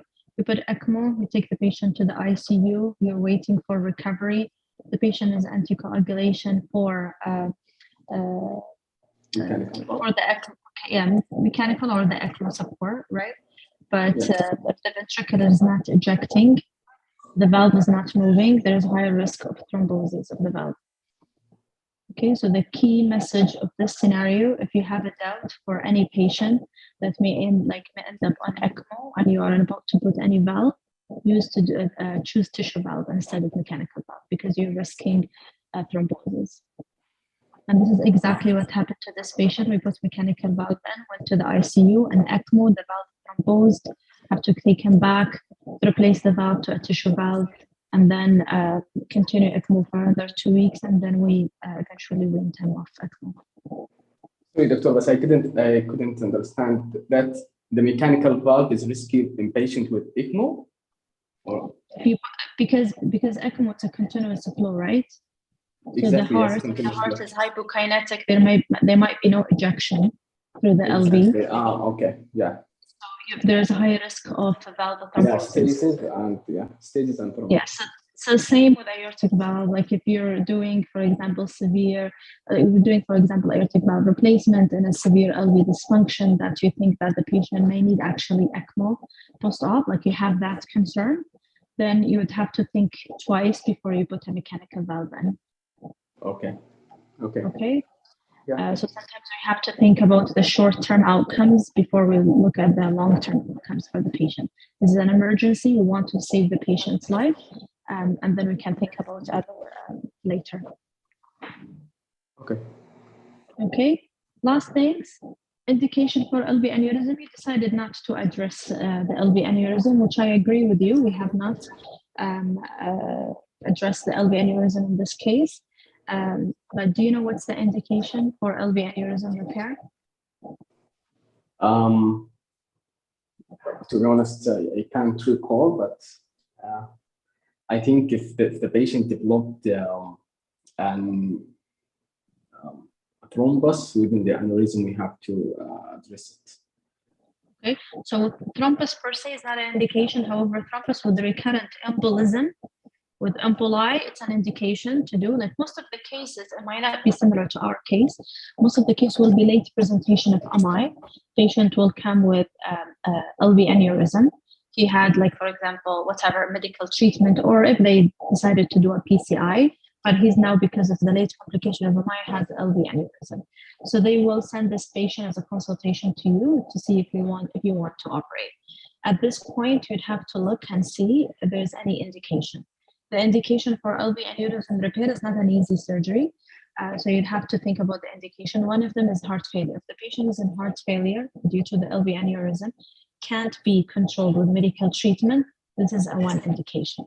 If the patient has if the patient has ongoing angina, regardless of, despite the optimized medical therapy, and you think the angina is related to LV aneurysm, then you would do it. If the patient presented with arrhythmia due to the severe or the complexity of the LV aneurysm and the size of the LV aneurysm, then you would have to do something for it. The other indication, I think, the size of the LV aneurysm, and they have LV in diastolic volume index and LV in systolic volume index, I think 80 and 120, 80 and 120 ml per meter square. And if it's more than that, then there is a high risk of heart failure. So you'd have to do something to reduce the size of the aneurysm. So I think that's in general. And of course, if it's pseudoaneurysm, it's an indication in itself. We're talking about true ischemic LV aneurysm. Okay, pseudoaneurysm. If it's pseudoaneurysm, it's an indication without, we don't have to have any other symptoms or association. Okay, because it's high risk of rupture. Exactly. Okay, can you differentiate between true LV aneurysm versus Takotsubo? The true aneurysm is including all the myocardium and endocardium. While pseudoaneurysm, that I think the myocardium is intact, but there is epicardial hematoma, like in case of the three-wall rupture or contained hematoma or thrombus. Yeah, that's for true versus pseudo. I ask you true LV aneurysm versus Takotsubo. Well, Have actually, you heard about no, I didn't. the broken heart syndrome? Have you heard of the broken heart syndrome? Yes, I've heard. This took a transient apical LV ballooning syndrome. I forget. It's difficult to pronounce it. Yeah. It's okay, Takotsubo, I think I'm pronouncing right, I'm not sure. So this is, it's also like the movement of the heart, the movement of the apex itself? It's ballooning. Yeah, it's ballooning, and both of them will have paradoxical movement. Yeah, I mean the difference in the aneurysm and the Takotsubo. The difference is the movement of the apex. No, the shape are similar. Takotsubo is almost always come as apical ballooning of the LV apex or aneurysm. The other difference, the only difference you can differentiate between the two, is to do an ECG and look for any evidence of ischemia. LV aneurysm or true ischemic LV aneurysm will come with evidence of ischemia, like Q waves and ECGs, or if you do coronary angiogram, you will see coronary artery disease. In Takotsubo, they have normal ECG, no coronary artery disease. Even if you angiogram them, they're normal coronary. So ischemic LV aneurysm will be managed with revascularization, and the Takotsubo is just like spontaneously resolved. Okay, great. So this is the first case. I think you did very well, Ahmed. I agreed with most of your management except of the valve choice. Okay. Okay. Yeah, it's very helpful, this scenario. Okay, so we'll go back and look at participant if we have any of the R7 would like to take the second case.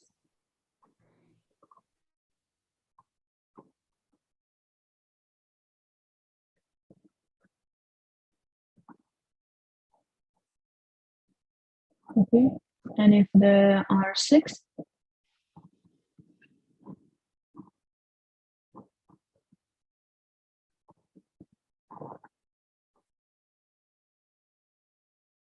I'll help you guys, don't worry.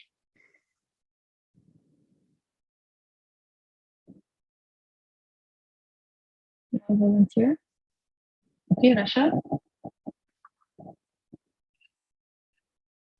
Yes, hi, Doctora. Okay, you ready for the second case? Inshallah. Okay, this is a 66 years old female, hypertension, known to have coronary artery disease, non-compliant to medical therapy, presented with severe shortness of breath, diaphoresis, and hypotension found to be in severe heart failure with significant pulmonary edema, required intubation. Okay. Do you picture that patient? Okay. He has an acute heart failure. He must have any mechanical problem with the that's accompanies with the coronary artery disease, MI with the mechanical complication. Yeah, this is the ECG. Okay. As we can see here, this is there is ST elevation and AVL, and lead ST depression in lead 2 and ST elevation in lead 1. V1 and lead 1 also. Okay, so lead. Where's the ST elevation again? Lead 1. This is here. Where? ST elevation. This is lead 1. I cannot see your arrow. Here. Can you see it? I'm moving it. Do you see it? No, actually, it's not appearing in the screen. Oh, that's strange. Okay, so AVL. AVL, okay. And ST depression in lead 2. Okay. And also V2, V3. Okay. So I don't think there's ST or prominent ST depression in lead 2. And what else you said, AVF or AVL? AVL, yes. Yeah, same. If you compare between the PR interval and QS, almost are the same, because to be able to say ST depression has to be at least two small squares, right, compared to the compared segment. So I don't think there's any ST depression here, but what strikes us here, you can see the Q waves in V1, V2, which indicate, and also V3. Okay. Normally, the QRS will be positive in those 3 leads, okay, and they're negative here, which indicate Q waves. So the diagnosis is? This is an old MI or recovered MI maybe in the anterior leads. Okay, I completely agree with you. So there's an anterior missed MI, right? Okay.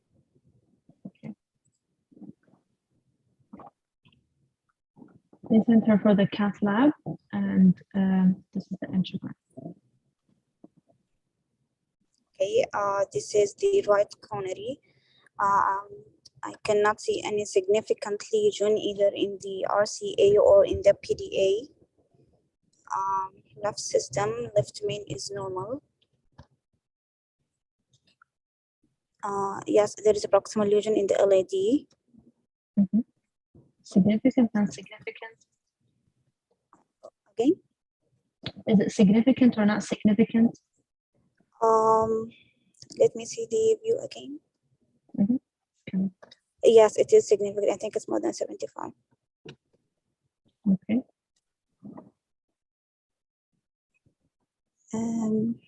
Left circ is not in the, okay.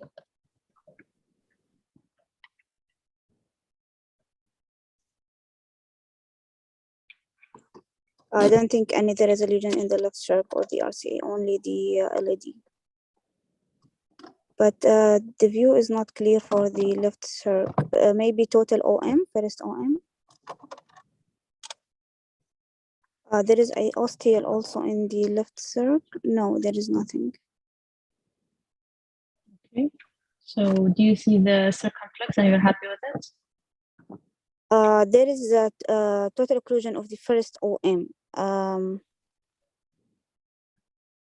the slow filling of the other circ, of the remaining of the circ.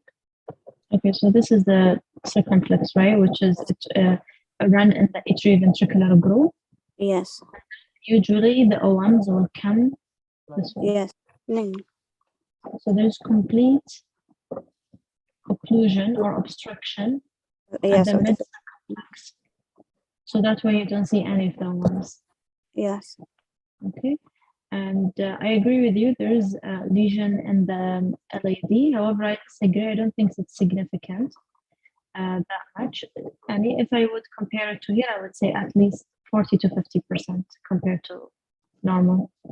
Mhm.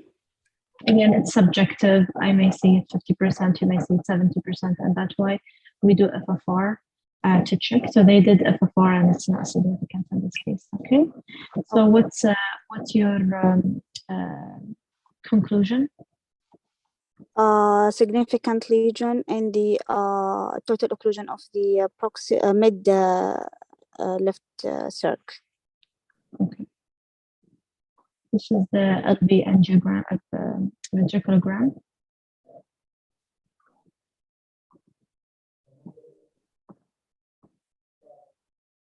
Okay. I think there is VSD, but I'm not sure.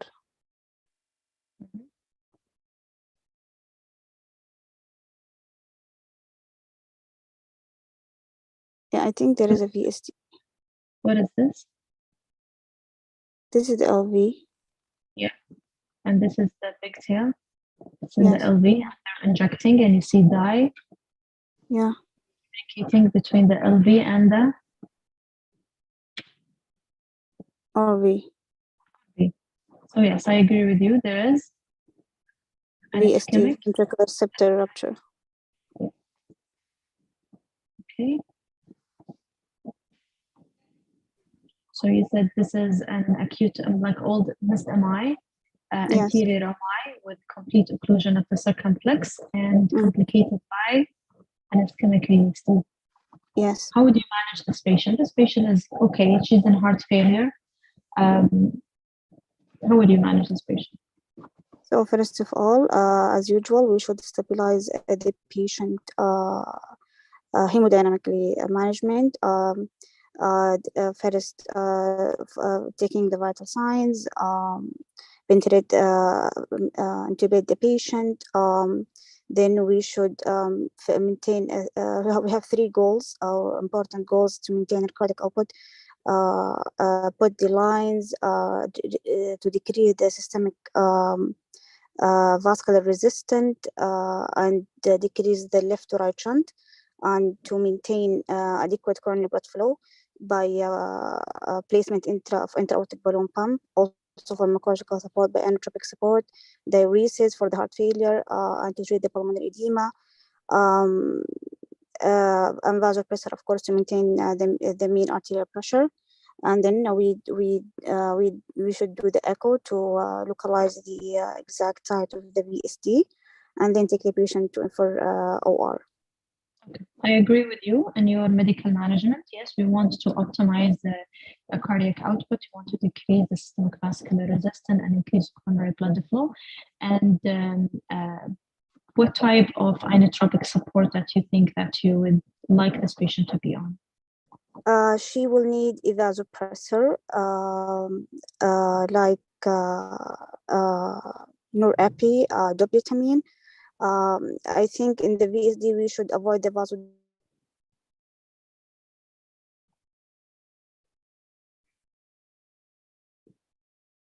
Sorry, Rasha, I lost your voice.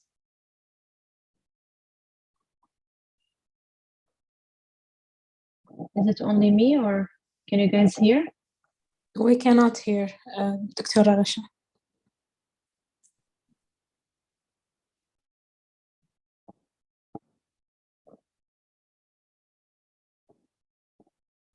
I'll give her a few minutes. Rasha, are you still with us?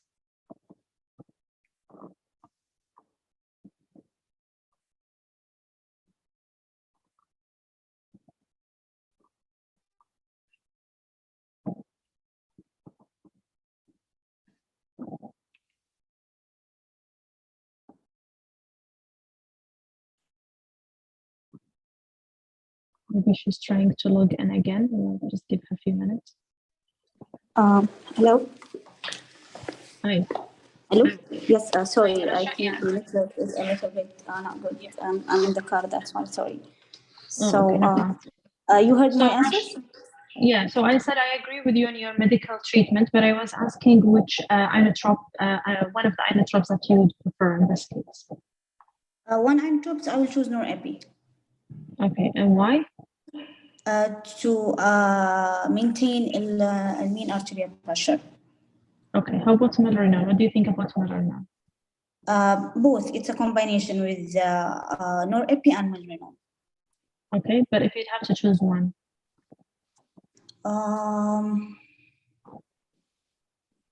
Well, to maintain coronary blood flow is more important, and the hemodynamics, if I have to choose one, and the patient, well, if the patient is hypotensive, norepi will be the first option. But if the patient is maintaining her blood pressure, I might start with the milrinone. Okay, and the biggest advantage of milrinone in this case is? The inotropic support of the heart and to decrease the pulmonary hypertension for the pulmonary edema also.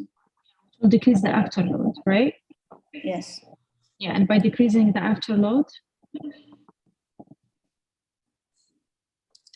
We will decrease the work on the heart? No, you're decreasing the shunt, right? This patient is okay. having a left to right shunt. By decreasing the afterload and systemic vascular resistance, you will decrease the left to right shunt. You will improve the pulmonary edema for this patient. Okay. Plus, of course, you would have to put her in Lasix, IV Lasix to diurese her. You mentioned intra-aortic balloon pump. How do you think the intra-aortic balloon pump will help this patient? It will maintain adequate coronary blood flow.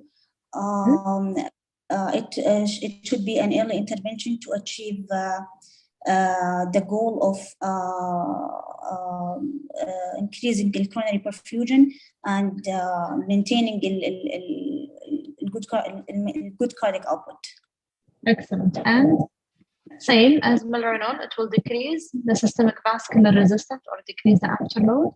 So it will decrease the shunting, left to right shunt. Are you with me, Rasha?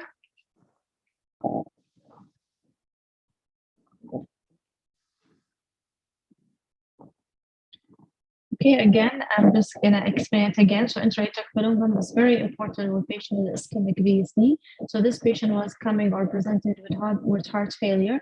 So others would say, like, I'm gonna start her a diuretic, and that's it. She doesn't need an intra-aortic balloon pump. So most of the cases we would electively put intra-aortic balloon pump, even if the patient is maintaining their blood pressure, and you can put it like 2-to-1 instead of 1-to-1. Just to decrease the afterload and decrease systemic vascular resistance, and by this you will decrease the left to right shunt and improve the pulmonary edema for this patient.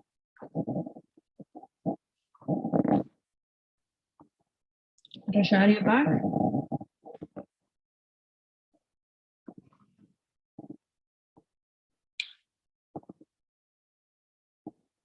So we answered the effective intra-aortic balloon pump in this case. Rasha decided to take this patient to the OR immediately.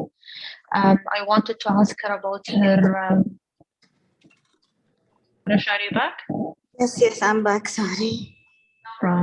So yes, we talked about the effective intra-aortic balloon pump. In this case, we confirmed that with balloon pump, even if the patient is maintaining his or her blood pressure, we would advocate for intra-aortic balloon pump with VSD, and basically to decrease the shunt by decreasing systemic vascular resistance and afterload. Okay. Yes. And then you decided to take this patient to the OR. Can you wait till next morning or a few days since the patient is stable? Well, there is a debate about this. I think she is in acute heart failure now, so I think it's an emergency surgery with the pulmonary edema. If the patient is stable, hemodynamically stable on the aortic balloon pump without any hemodynamic instability, we might wait for maybe 1 to 4 days until the ischemic resolves. Until the ischemia resolve, and we take her to the OR. But as she is already has a missed MI with a mechanical complication, I think in this situation we should take her immediately to the OR. Okay, Rasha, you said you may want to wait if the patient is stable for 1 to 4 days until the ischemia is resolved. How would the ischemia resolve in 1 to 4 days? I think the main reason for delay to optimize the patient hemodynamically. if it is possible to optimize the volume status and for a short period of time, and the scheme usually takes, I think, 14 days until it's totally until it's good for the patient to go to the OR. But if this so is not the ischemia, so it's not the ischemia to resolve, but the inflammation and the infarction to subside or decrease. Yeah. Okay. Yes. Okay. And then, yes. Okay, so if you can wait and the patient enter into balloon pump, the other debate is no, the patient may deteriorate, they may, crash. So some people will advocate to take this patient to the ward immediately, even if the patient is stable. Or some of them, they would like to wait for a few days. Okay, so you waited for 48 hours, the patient was hemodynamically stable, you diuresed them, and then you decided to take him to the ward. So what is your cannulation strategy? It's regular median sternotomy with a central cannulation as the patient is stable, aorta, and bicaval cannulation. Okay. Why bicaval? Because if we, I don't know if we did echo and we see any other, because usually VSR is associated with mitral complication. If nothing, I think cannulation is bicaval is more safe if we need to do any other thing. Okay. So echo shows no MR. I agree with you. It's most VSD, like 1/3 of them are associated with MR, ischemic MR. But let's say this patient does not have an MR, only ischemic VSD and the complete occlusion of the circumflex. So would you still do bicaval cannulation, or you can get away with single venous cannulation?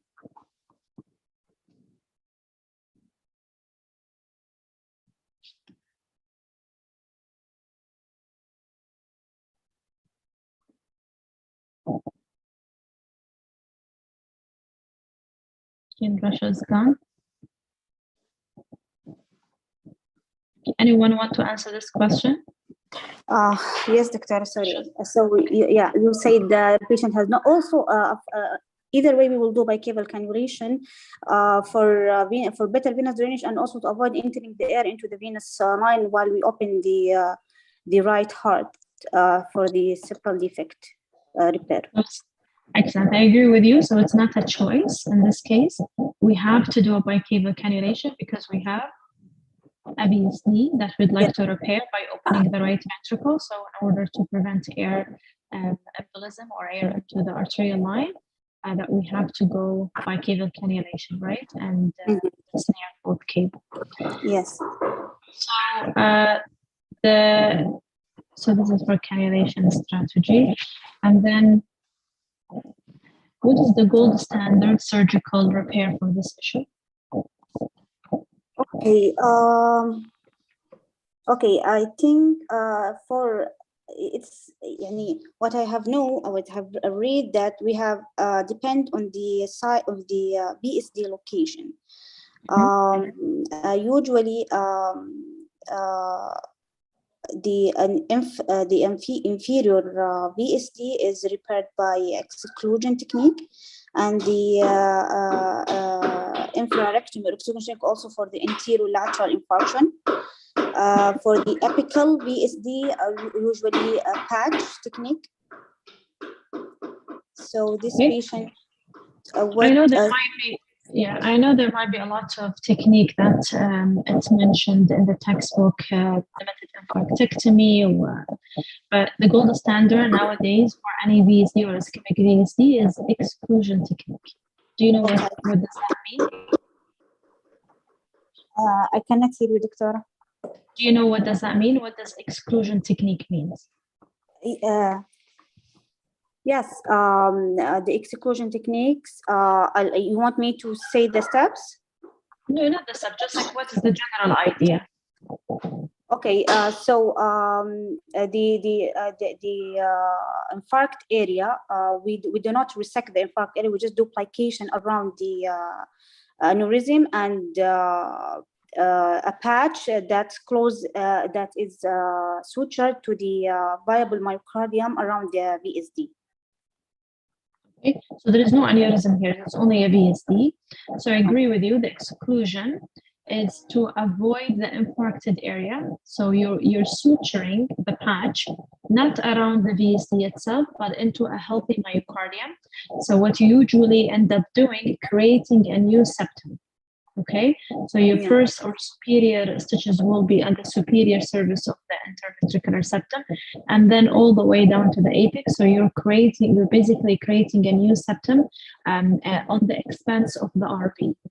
So your right ventricle may be a little bit smaller, but you avoid any stitching around the VSD.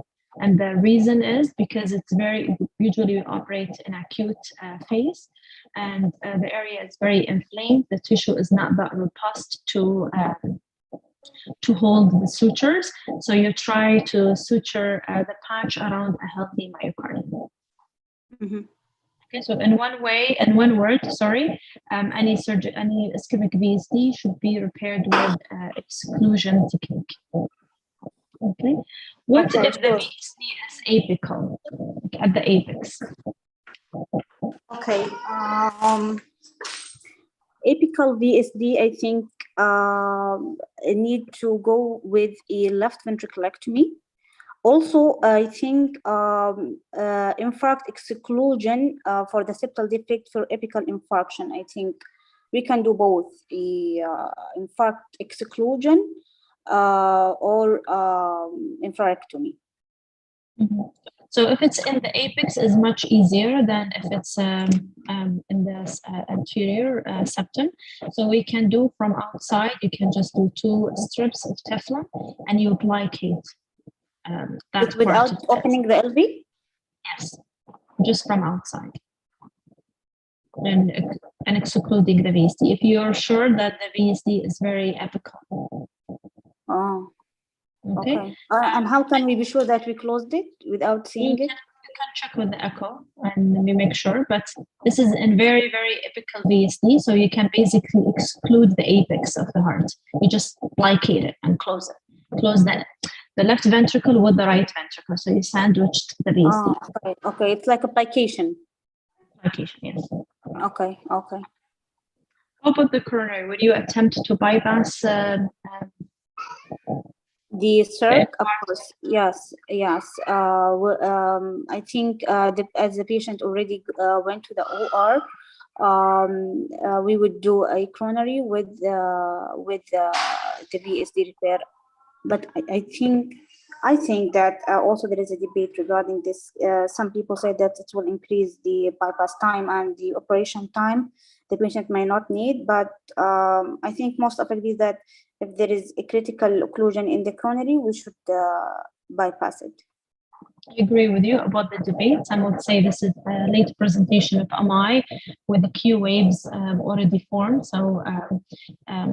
So some of them would say there's no benefit of doing any bypass. Again, you would look at the echo and see if there is any wall motion abnormality. If you think that wall, by also intraoperative, you look and see if you think it's dead.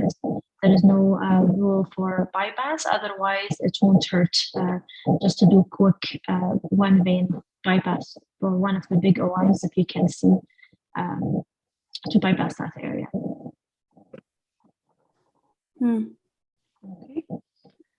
Okay, I think you did very well, Rasha. How do you think? Yani. Well, I think you did very well. You read about it. You know what's exclusion technique, what other techniques for the VSD. You managed this patient very well. You asked for intra-aortic balloon pump. You know the mechanical or the mechanism of how the intra-aortic balloon pump will help in this case. So I think in general you did very well. You read the angiogram very well. So I think you did very well in this case. Thank you, Doctor. Do you have any questions, anybody, about this case or the previous case before we move to the third one?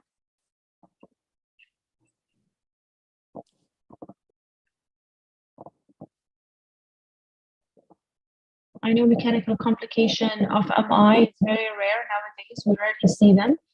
During my residency and fellowship, I've seen I've seen ruptured papillary muscle quite a bit, but VSD, I've only seen it twice. One of them during my junior year, so I could not even understand what they were doing. And the second one was during my senior year, so I finally understood how do they do the exclusion technique. Have you guys seen it? Anybody had experience with ischemic VSD? We had one case last week. They wasn't sure in the echo it was a VSD or not, but actually it's very epical. It was very epical, and we did plication actually to the apex. I have a picture. I will send it to you later after we did the plication, but I don't know. They didn't confirm even with the TEA or the echo that there is a true VSD there, but the aneurysm, there was a clearly aneurysmal part, a small aneurysmal part in the apex, so we did plication around it. So the main diagnosis was LV aneurysm rather than a VSD. No, even in the echo, they didn't notice the aneurysm. We saw the aneurysm in the OR. They only mentioned, yes, they only mentioned about small apical VSD. So when we went to the OR, we saw the aneurysm, small apical aneurysmal part, and we did plication around that. Do you know the operative mortality for actual ischemic VSD? I think it's high, but I don't recognize the figures exactly. It is up to 50%. Okay. Operative mortality. Both patients that were involved, like in their care for ischemic VSD, both of them died in ICU. So they don't do very well. Okay. A lot of surgeon would avoid. They would say, we're going to wait for a few days. We're going to wait for a few days and wait, hoping for the patient, to die in the ICU rather than to be an operative mortality for them. Some will advocate for a device closure. What do you think about device closure for ischemic VSD? It is mentioned, but not in the acute status. I think if the patient is hemodynamically stable, but most, I think, didn't agree, or it's not really popular, because attaching the complication they were seen with attaching device closure to the VSD was a migration, because the tissue is friable and ischemic. So there was complication like migration of the device and embolization. So they only recommend if it was very small and the patient is stable and not ischemic anymore, they might go for device closure, or if there is a residual VSD post-surgical repair. Totally agree with you, Rasha. So yes, there's no data to suggest when is the safe time to put the device closure. However, for sure, not in the acute phase, because the tissue is very inflamed. If the patient survived long enough, for example, I can't say maybe 2 weeks, maybe after, then they may try to put it. It has to be in a certain location. If it's muscular and surrounded by a good tissue and the echo, that they can put the device in. And most commonly seen after a patch device, like post-surgical, as you mentioned. So they will go to the OR, they will put the patch, and because of the inflammation and infarcted area, there is high risk of patch DS. So those patients usually manage with device closure and post-op rather than a redo surgery. Okay. So we'll go with the third case very quickly. So if we have any volunteer from R7 or the R6.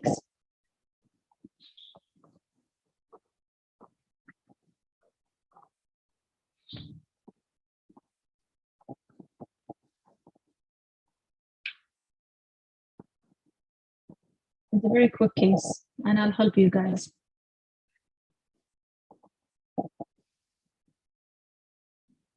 No volunteer? Yes, hi. Who's talking? Yeah. No. Zahra. Yes. Okay, Zahra, which year you are in? I'm R6. Okay. Welcome, and thank you for participating. So this case is, can read it? Yes. So this is a 71-year-old female with history of chest pain 10 days ago that was subsided. Now she presented with syncope. Okay, so looking at the ECG, there is an ST elevation in lead 3. Lead 3, okay. AVF.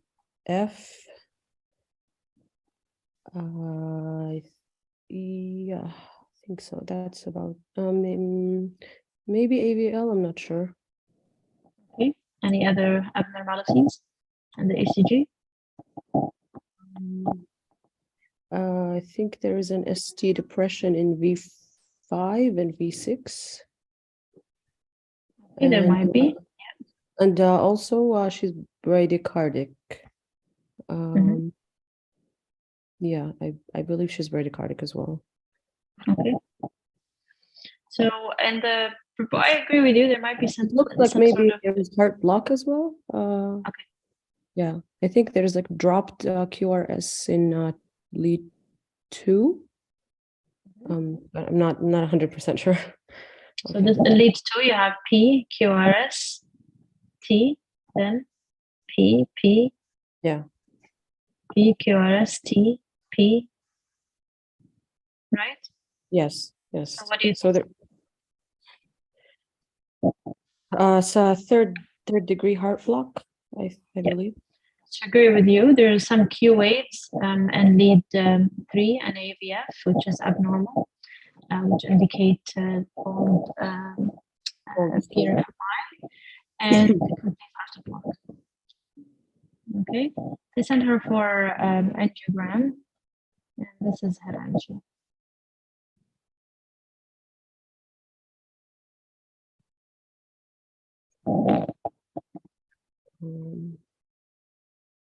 Okay. It's supposed to be the right system.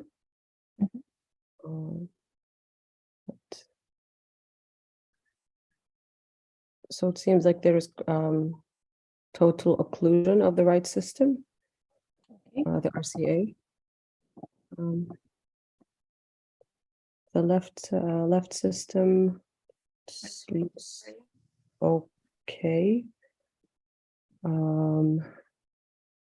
I don't see any lesions in the circumflex. Neither in maybe there's a mid lesion in the LAD, but yeah, I think there is a lesion in the mid LAD. Okay, and when you say a lesion in the LAD, is significant? It's always good to estimate. Okay. At least you say significant or I think it is significant. I believe it is significant. Yeah. It's in the mid or proximal?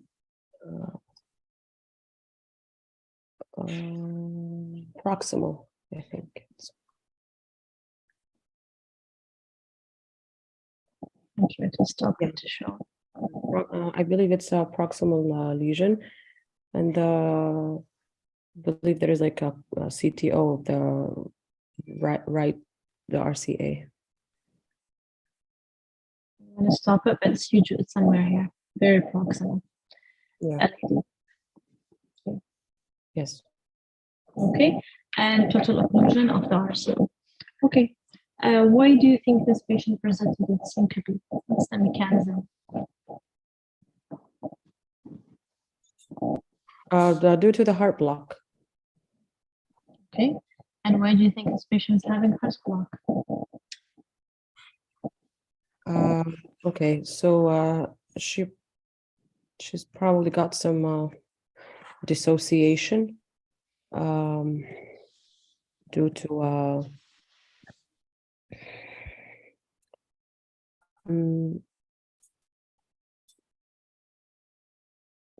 probably a VSD post MI VSD. I think think you're just being biased by the topic that this is a mechanical complication and trying to find an answer. But like just from the angiogram, looking at the angiogram, do you think any clue that may explain why this patient presented with complete heart block?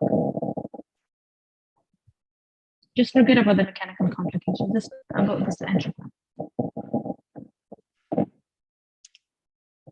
Okay, so due to the total occlusion of the RCA, so probably affecting the artery to the SA node. Or Okay, the node. and SA node or original?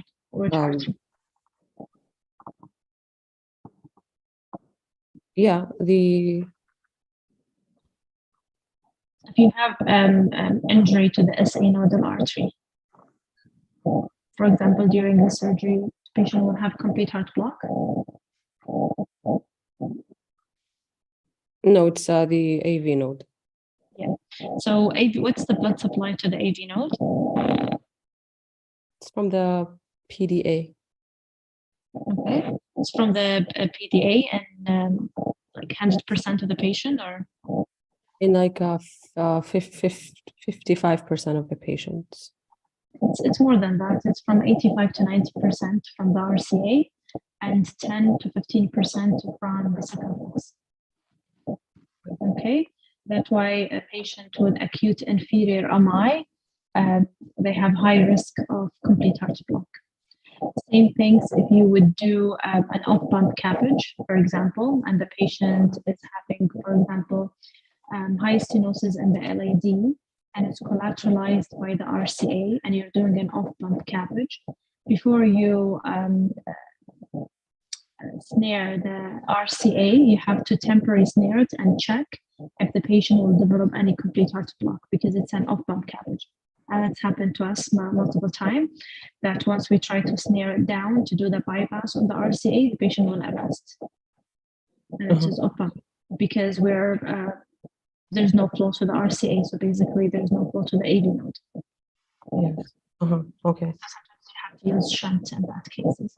So this is just to confirm that, don't forget, the AV nodal arteries is supplied from the RCA, and those patients with inferior STEMI have higher risk of complete heart block. So this is the explanation. Okay. Yes. They did echo for you. This is the echo. This is an echo from the internet. I couldn't find this is a real case, but I couldn't find the echo.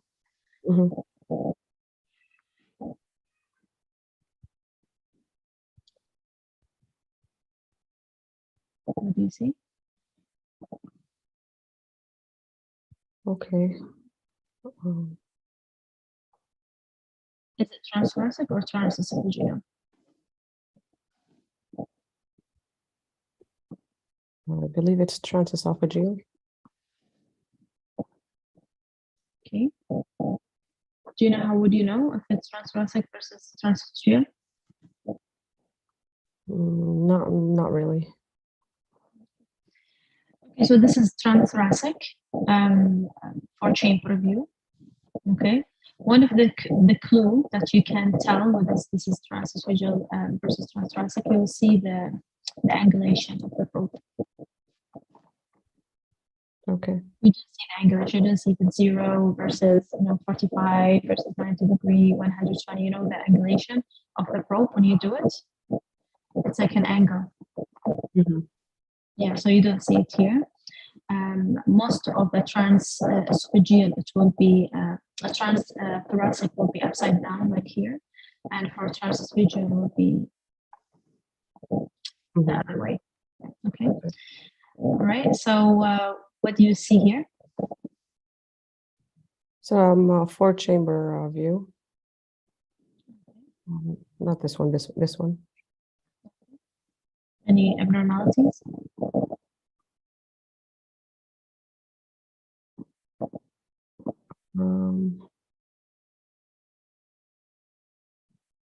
I'll give you another view.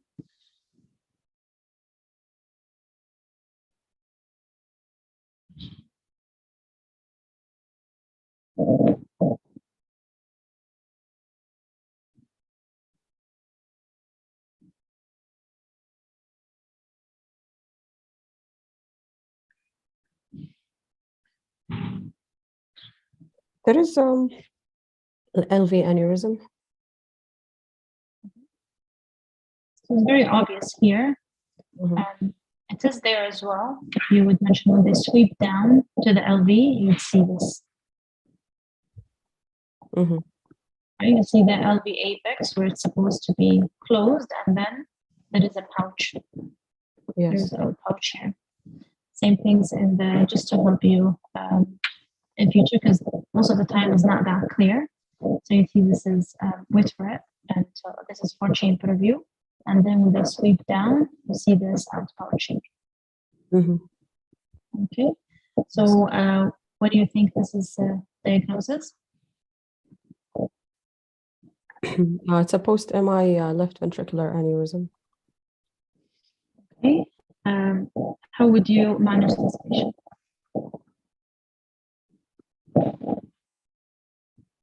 Okay, so this patient initially presented with syncope, and she's found to have a heart block.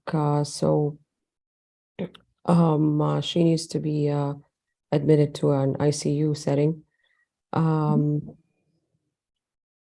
She should be started on a insertion of a transvenous pacemaker. Depending on her hemodynamic state, we might introduce an inotrope, but I'm not sure about her blood pressure. We have an echo and an angiogram already. And then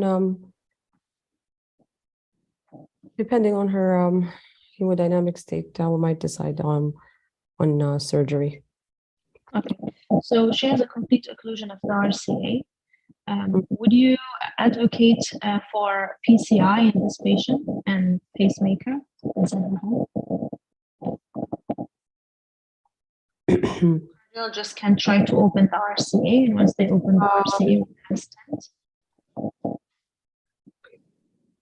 No, I think she would benefit. Well, looking at her age, that might be that might lead us to think that a PCI would be better. However, I'm seeing as she has this dysrhythmia, so it is a relative indication for operative repair. So cardiologists are saying they're happy to try, and they did actually took her to the cath lab, and they were successful. They opened the RCA and they established excellent flow into the RCA. Patient is still having intermittent complete heart block. So they're asking you, is there any indication to operate on that aneurysm, or are you happy for us to sort of translate this pacemaker and send this patient?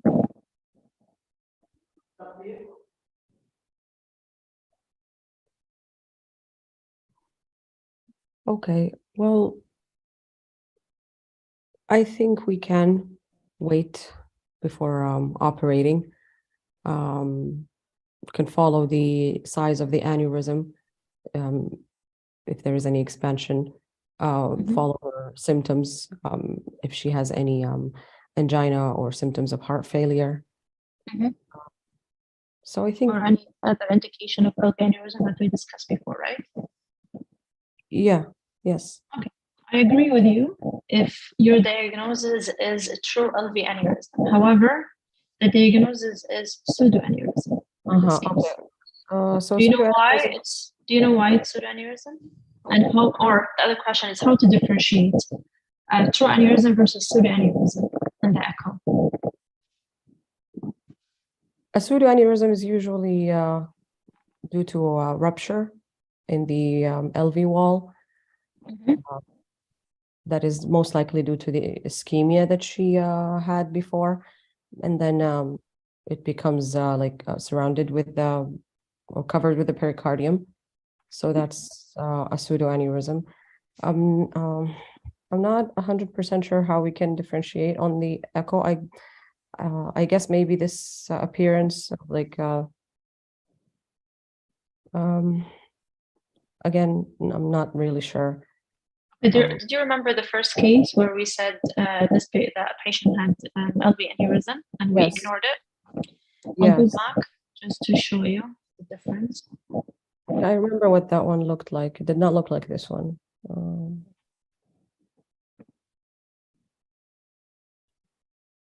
Mhm. This is true Mhm. LV aneurysm, like LV aneurysm. Or this one is a pseudo aneurysm.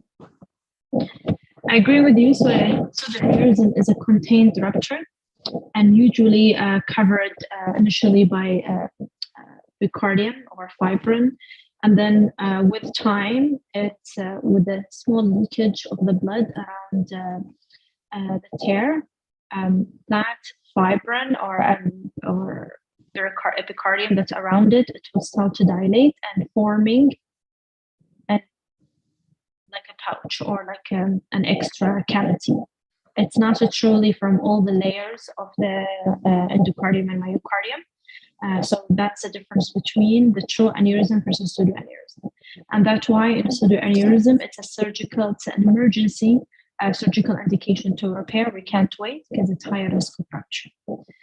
However, in a true LV aneurysm, because it's formed with the three layers of the heart, so it's more robust and less risk of rupture. Now, how to differentiate it in the echo, because there's no clue in any of the scenario, is actually to look at the aneurysm. And pseudoaneurysm usually present with a narrow neck, less than 50% of the diameter of the actual aneurysm. However, the true aneurysm is just like outpouching dilation of the apex of the LV. Here you can see the narrow neck. Yes. Yes. Okay, so this is an indication for pseudoaneurysm, and it's late pseudoaneurysm, and it's very high risk for rupture. This is impending rupture.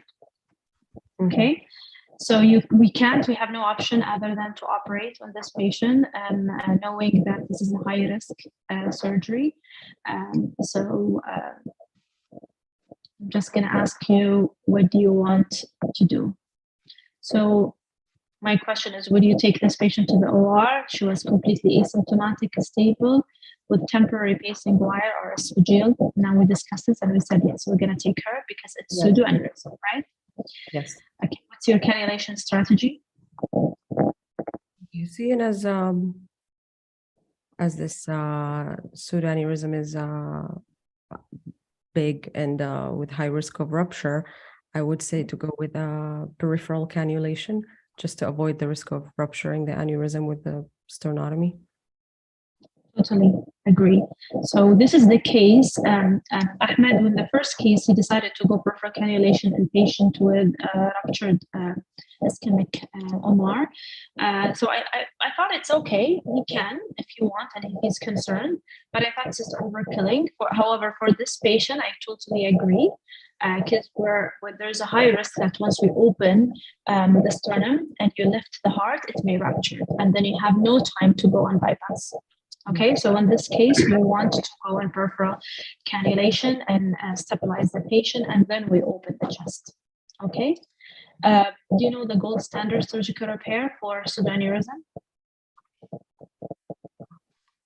Well, I know we have multiple ways to repair, like a linear repair or a patch repair. Yeah, I'm not sure which one is the best. Yeah, so do you see this picture?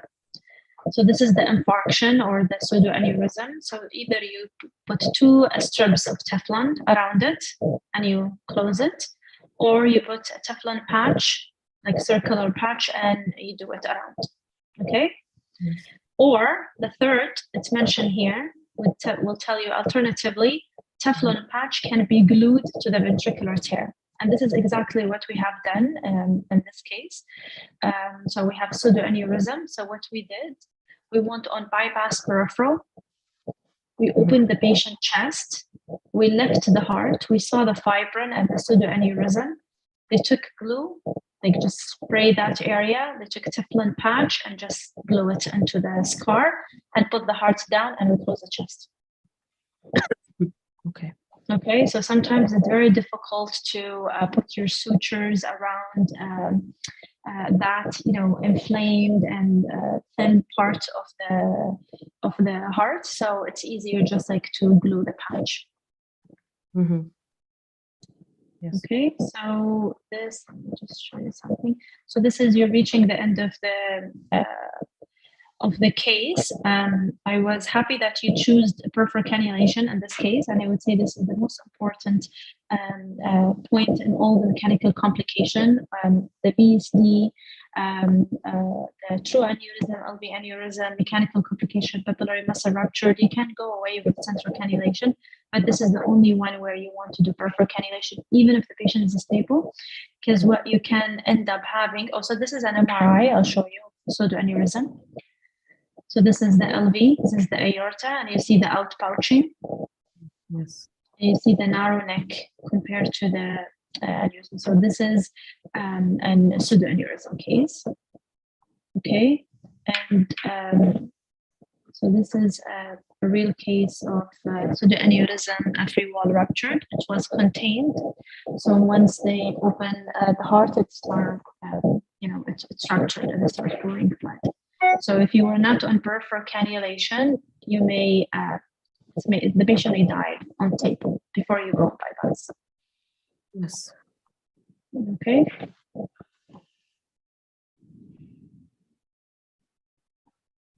Take just more images. This is an angiogram of patient with who had a VSD before, and then ischemic VSD that was repaired and has a punch DS. So I just wanted to share with you guys. So you can see the dye from the LV going to the RV,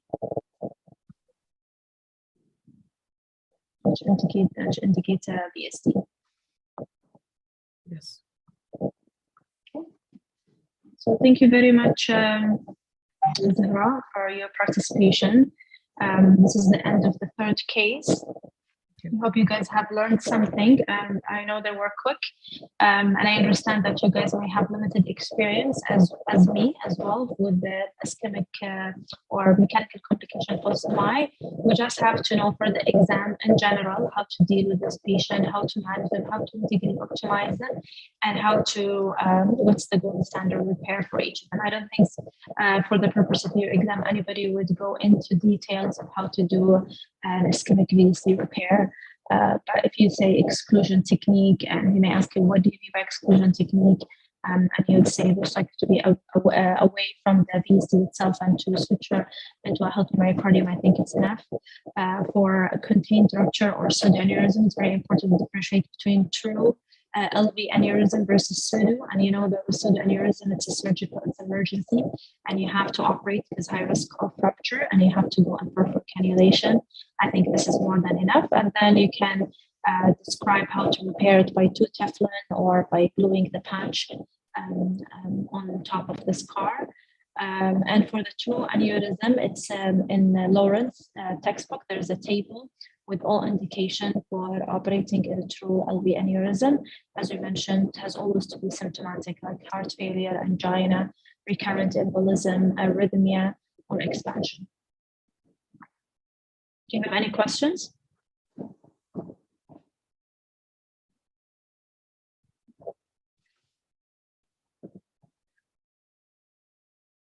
Okay, if you guys don't have any question, I would like to thank you and thank those who participated in the case discussion.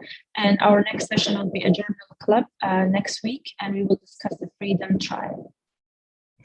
Thank you, Doctora, for your time. You're welcome. Thank you, Dr. Amri. Thank you, Ayat.